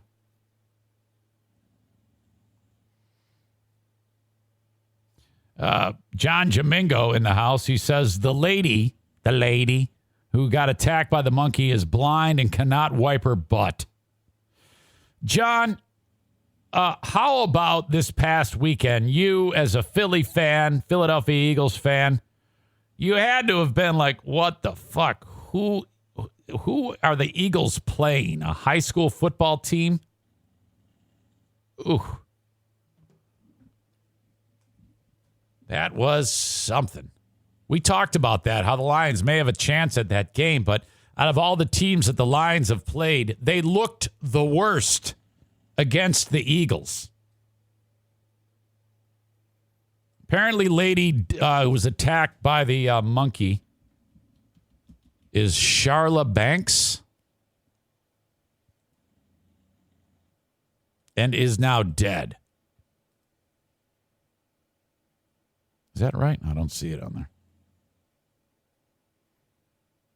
I don't see a damn thing about that. Maybe, maybe not. She's the family is like, thank God. Wait, Melissa. Wait a minute. You guys are I'm getting Charla Nash. I'm combining names like an idiot here. Charla Nash, Zane. I don't know if she is dead. I think the monkey died. Oh, shit. This is rough. The chimp died, not her. You got to see this. Oh, my God. This poor thing.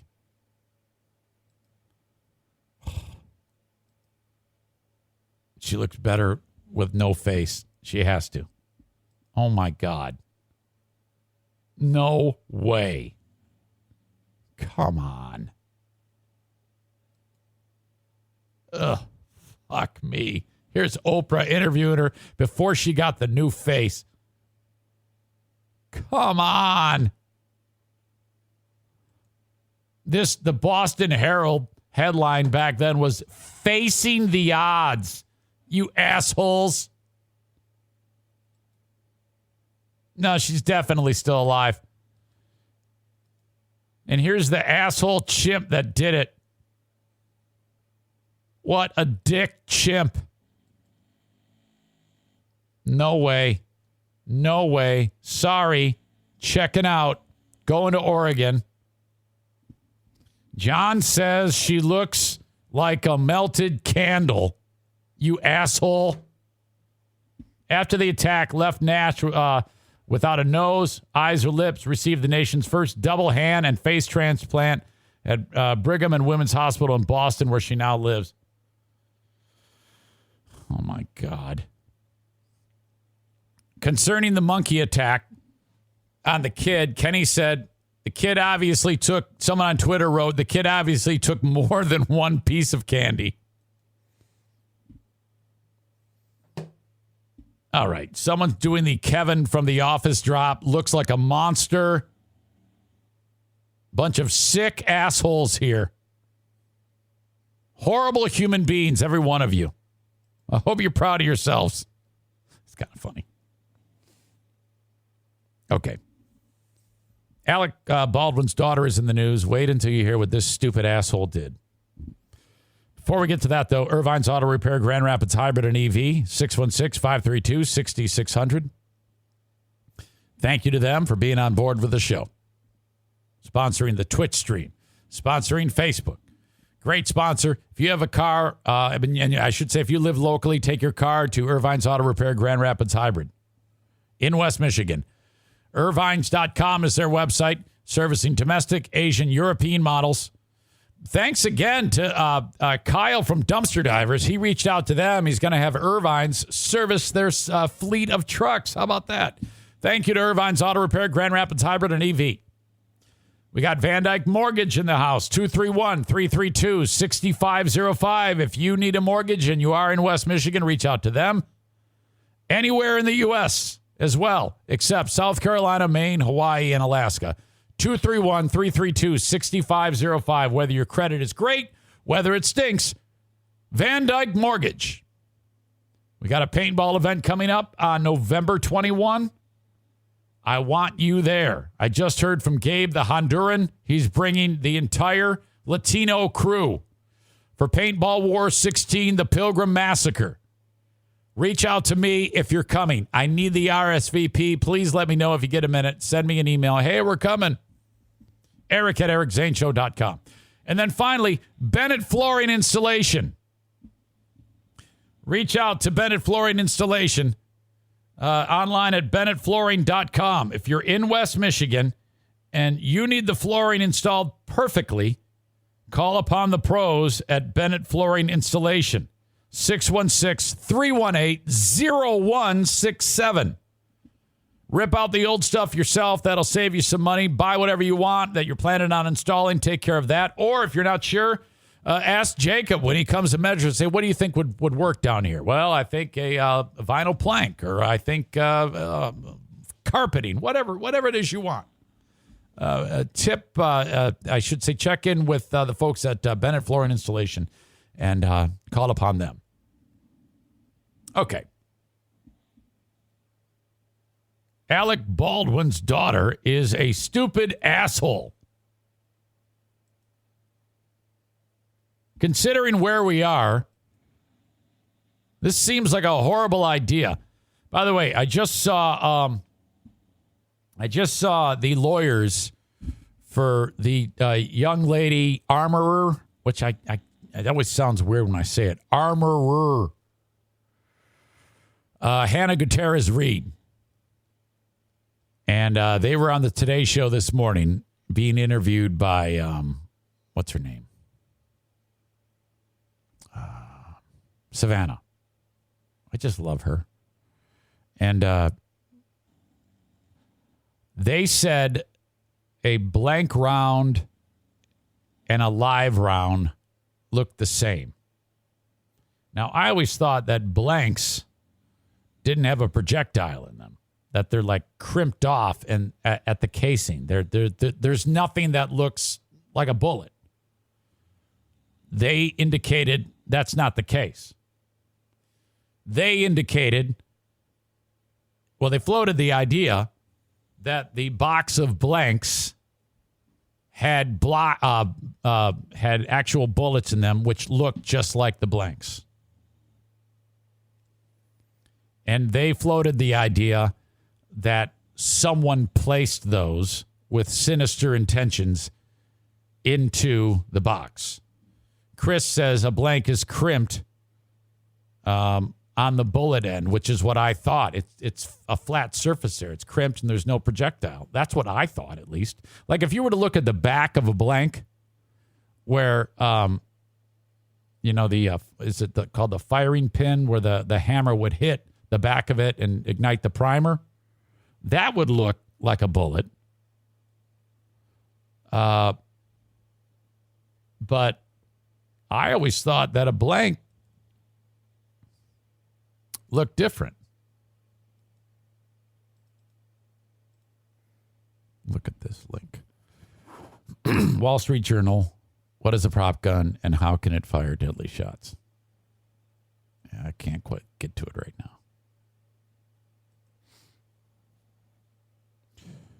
I thought there was a difference.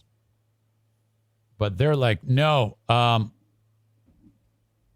someone surreptitiously put the real bullet in with the blanks. So that was a little bit weird. That's almost like someone had intentions to cause somebody to get hurt. So that was really, really strange. But anyway, Baldwin's daughter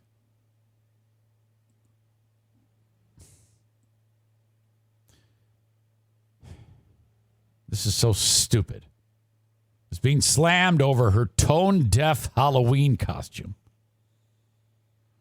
She posted the pictures on Instagram. This is the chick, I think, that you remember years ago when Alec Baldwin left the nasty phone message for the kid?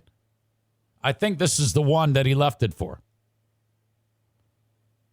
She posted, so we're staying in for Halloween this year. There's reporters and paparazzi hanging out all over my street, invading all my privacy, which is always a good time. The 26-year-old wrote on Instagram, all right, that's fine. We didn't think we would celebrate, but we found some old costumes. So you're thinking she's going to, I don't know, whatever, dress up like a Teletubby or something like that. Not sure what they were shooting for here, but whatever it is they're dressed up as, they're both covered in blood.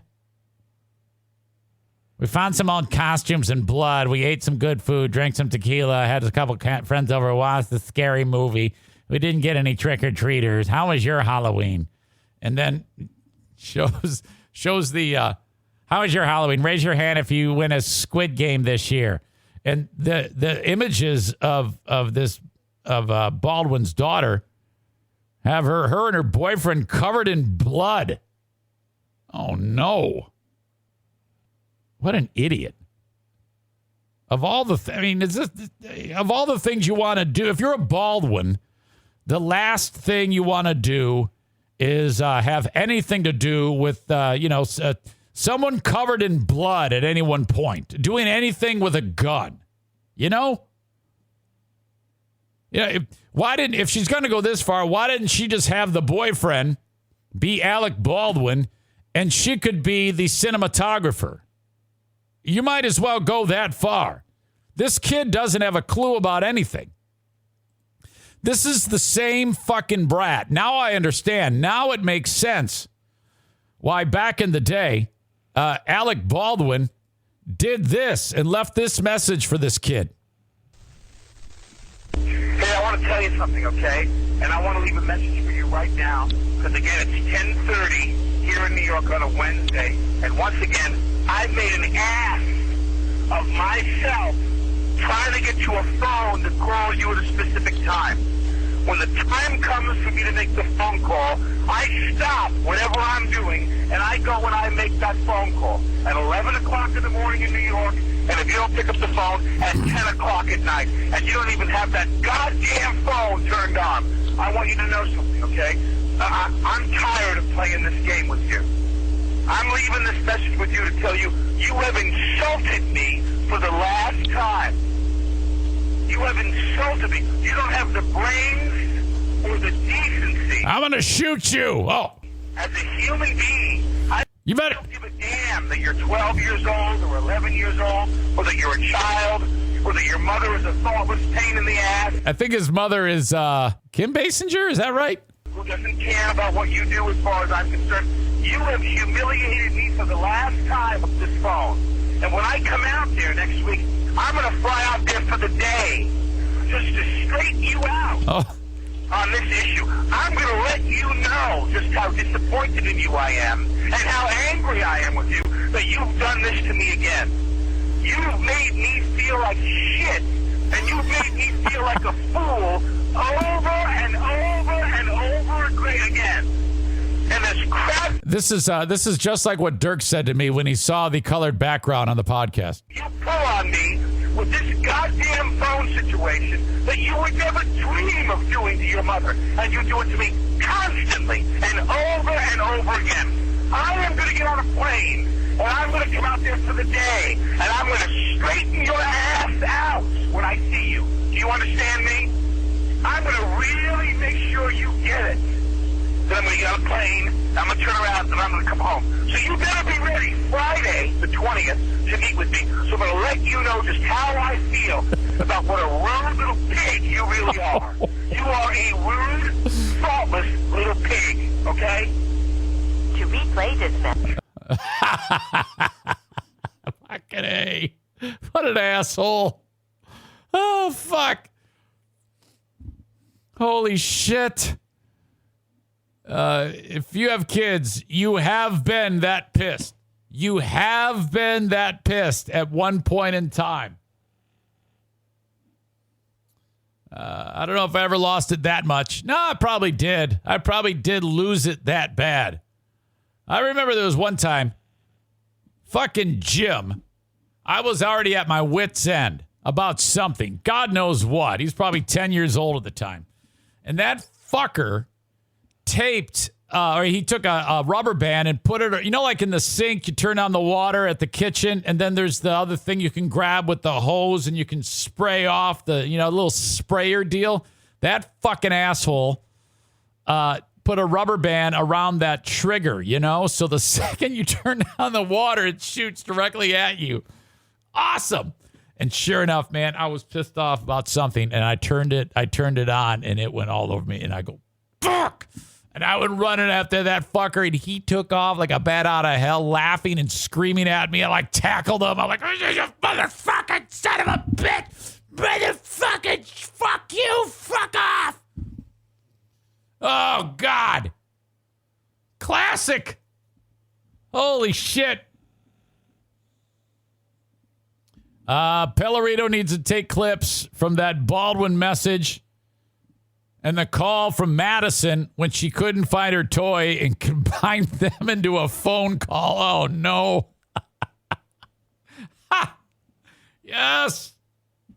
All right, Patriot Nick, I think he might get some time here away. Eric falling all over himself to protect Alec Baldwin as well. Of course, she's out of touch. The apple doesn't fall far from the tree. What do you mean? What do you mean by I'm falling all over myself trying to protect Alec Baldwin? What are you doing? Why do you do that? All I've ever said was we don't know shit about this. That's all I've ever said. I haven't said one way or the other anything much more than that. You know, I don't need this shit from you. Let's see. Oh, look at that. There's a little graphic of a clock. And if I click it, that means you go away for 600 seconds. Oh, I'm so sorry. Eat that, you fuck. Bye-bye. See ya. Eat it up. You dumb dick. I don't need that shit from you. I've only given out, let's see. I gave Dirk a timeout. He should get one every day because he's a cock. I've given Kenny a timeout because he's deserved it too. You absolutely deserve that. Who else has gotten it? I think maybe sick fuck Dean has gotten a timeout too. By the way, did you know that Dean's sister is running for governor? Did you know that? By the way, I said yesterday she's got a Karen haircut. I think the Karen haircut's kind of hot. I really do. I think it's actually pretty damn good. I don't like short hair. Okay, I shouldn't say that. I'm a sucker for long hair. Holy shit! You put long hair on a dude, and I might even want to have sex with a guy. I love long hair so much. Melissa says, "Jesus, she would." I'm kidding. It's a joke. Shut up.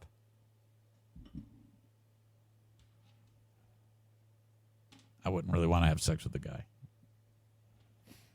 But I love long hair. But I'm not saying I hate short hair. But if I had to choose long hair over short hair every time. When Diana got married to your old pal Eric Zane, she had a haircut. Seriously, she had like it was full on like Hannah Gatsby haircut.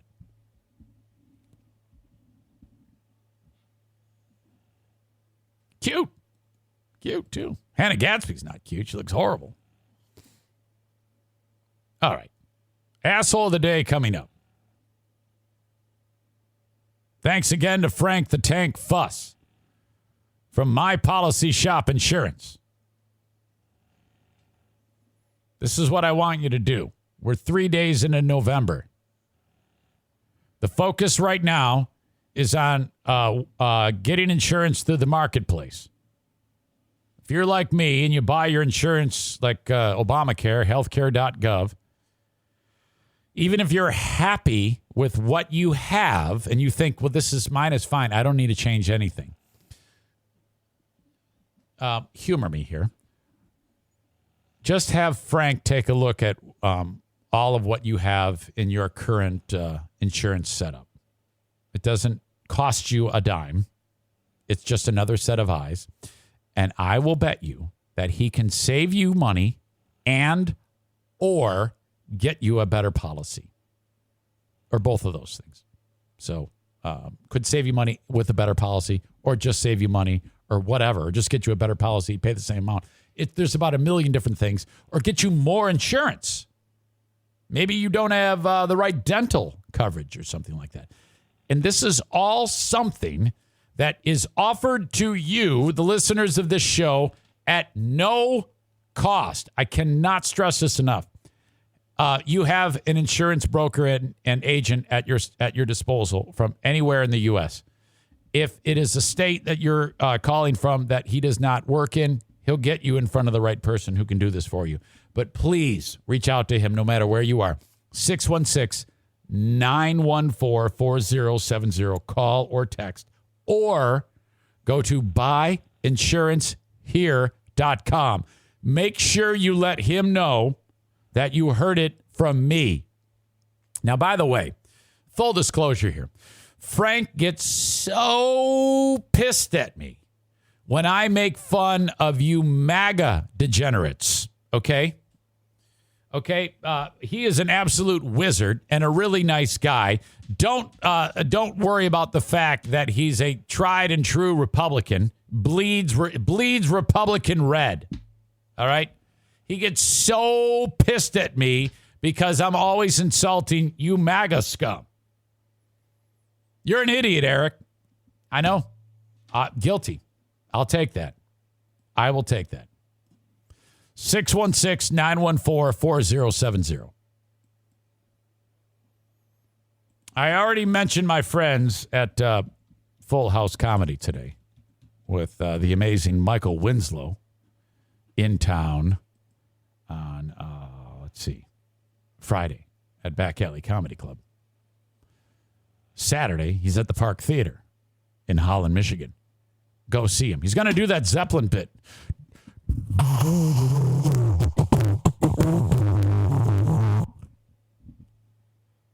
FullHouseComedy.com. Get your tickets there. You can also get tickets for a weekend with the multi-talented John Caparulo. He's going to be at Rockford Lanes coming up on Friday. Saturday, John is at Back Alley Comedy Club, and then John Caparulo at the Park Theater on Sunday. So comedy all weekend long with FullHouseComedy.com. Upcoming weeks, Shane Smith is coming to town. You've got Rob Little will be making an appearance, and a whole slew of others. Go see all the shows coming up at FullHouseComedy.com, where you get those tickets. Where you get those tickets. Oh, boy. There we go. That is it. I am going to leave you with the asshole of the day. Who is going to be the asshole of the day for today? Do you have any suggestions? Okay. Let's go over what we did. The old men love me. As I do my hot rockin' oldies radio show on Big 101.3. The fun hits you know. I heard from Bill, who's in the Midland Tri-City Saginaw area of Michigan. He says, yeah, man, you're a puker now. No, negative. It's energy. Energy and delivery is different than puking. Puking, you have to sound like, hey, it's a big 101.3. No, I am energy. I am upbeat, and you have to be for that format.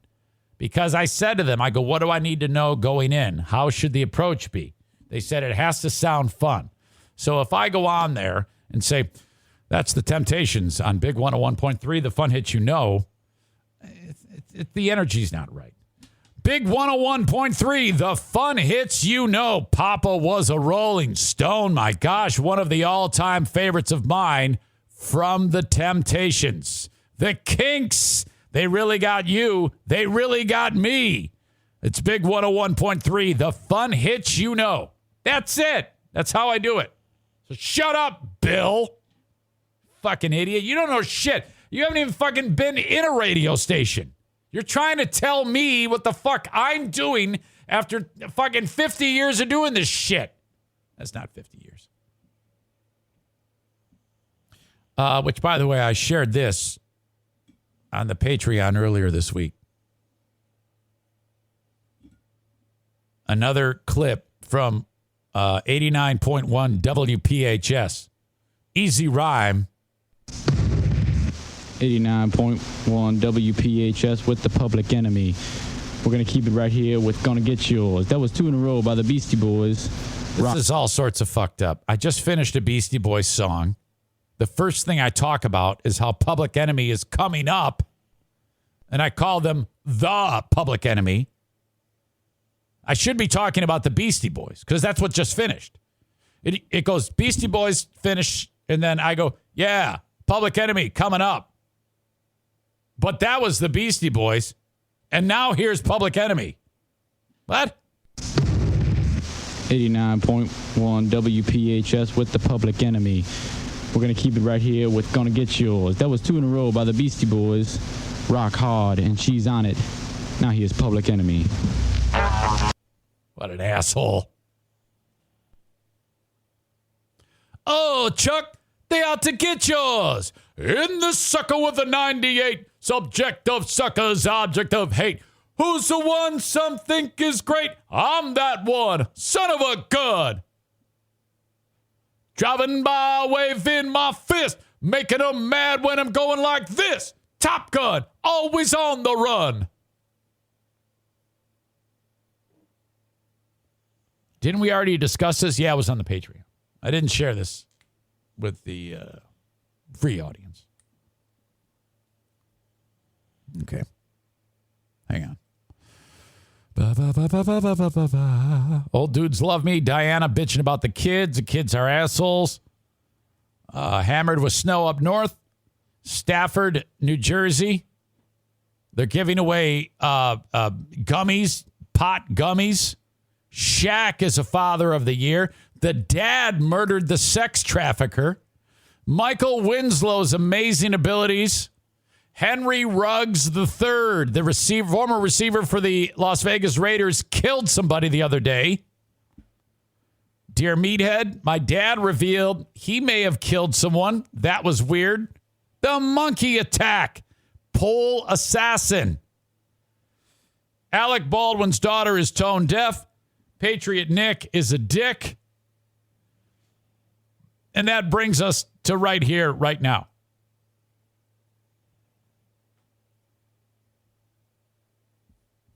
Who is your asshole of the day?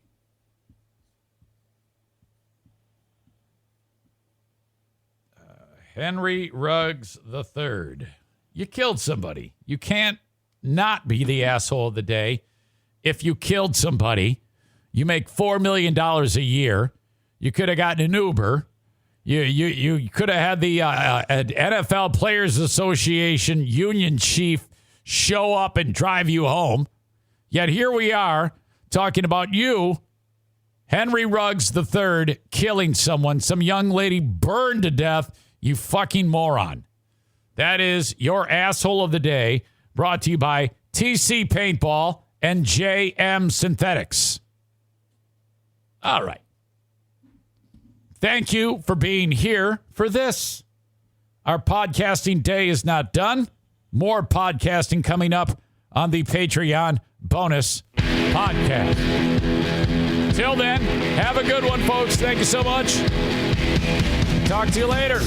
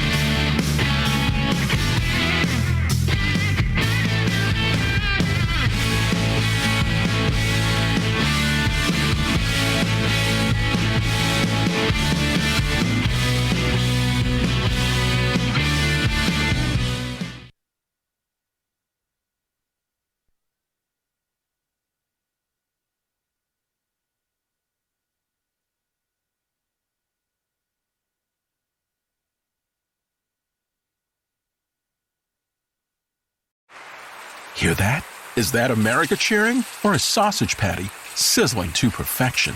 It's time to cheer for Egg McMuffin and fresh cracked eggs at McDonald's. It's time to wake up to the aroma of freshly baked biscuits and treat yourself to a real honest-to-goodness morning meal. Breakfast, it's on at McDonald's. Now enjoy a large iced coffee for just $2. Add a breakfast sandwich to make a meal. Prices and participation may vary. Cannot be combined with any other offer or combo meal. You should be saving for the future, but savings accounts suck, and investing can be scary. We combine the ease of savings with the real returns of investing. We call it Save Vesting, and it's only available in our new app, Stairs. Stairs offers 4 to 6% returns, no fees, and you can withdraw anytime. Do your future a favor. Visit stairsapp.com today.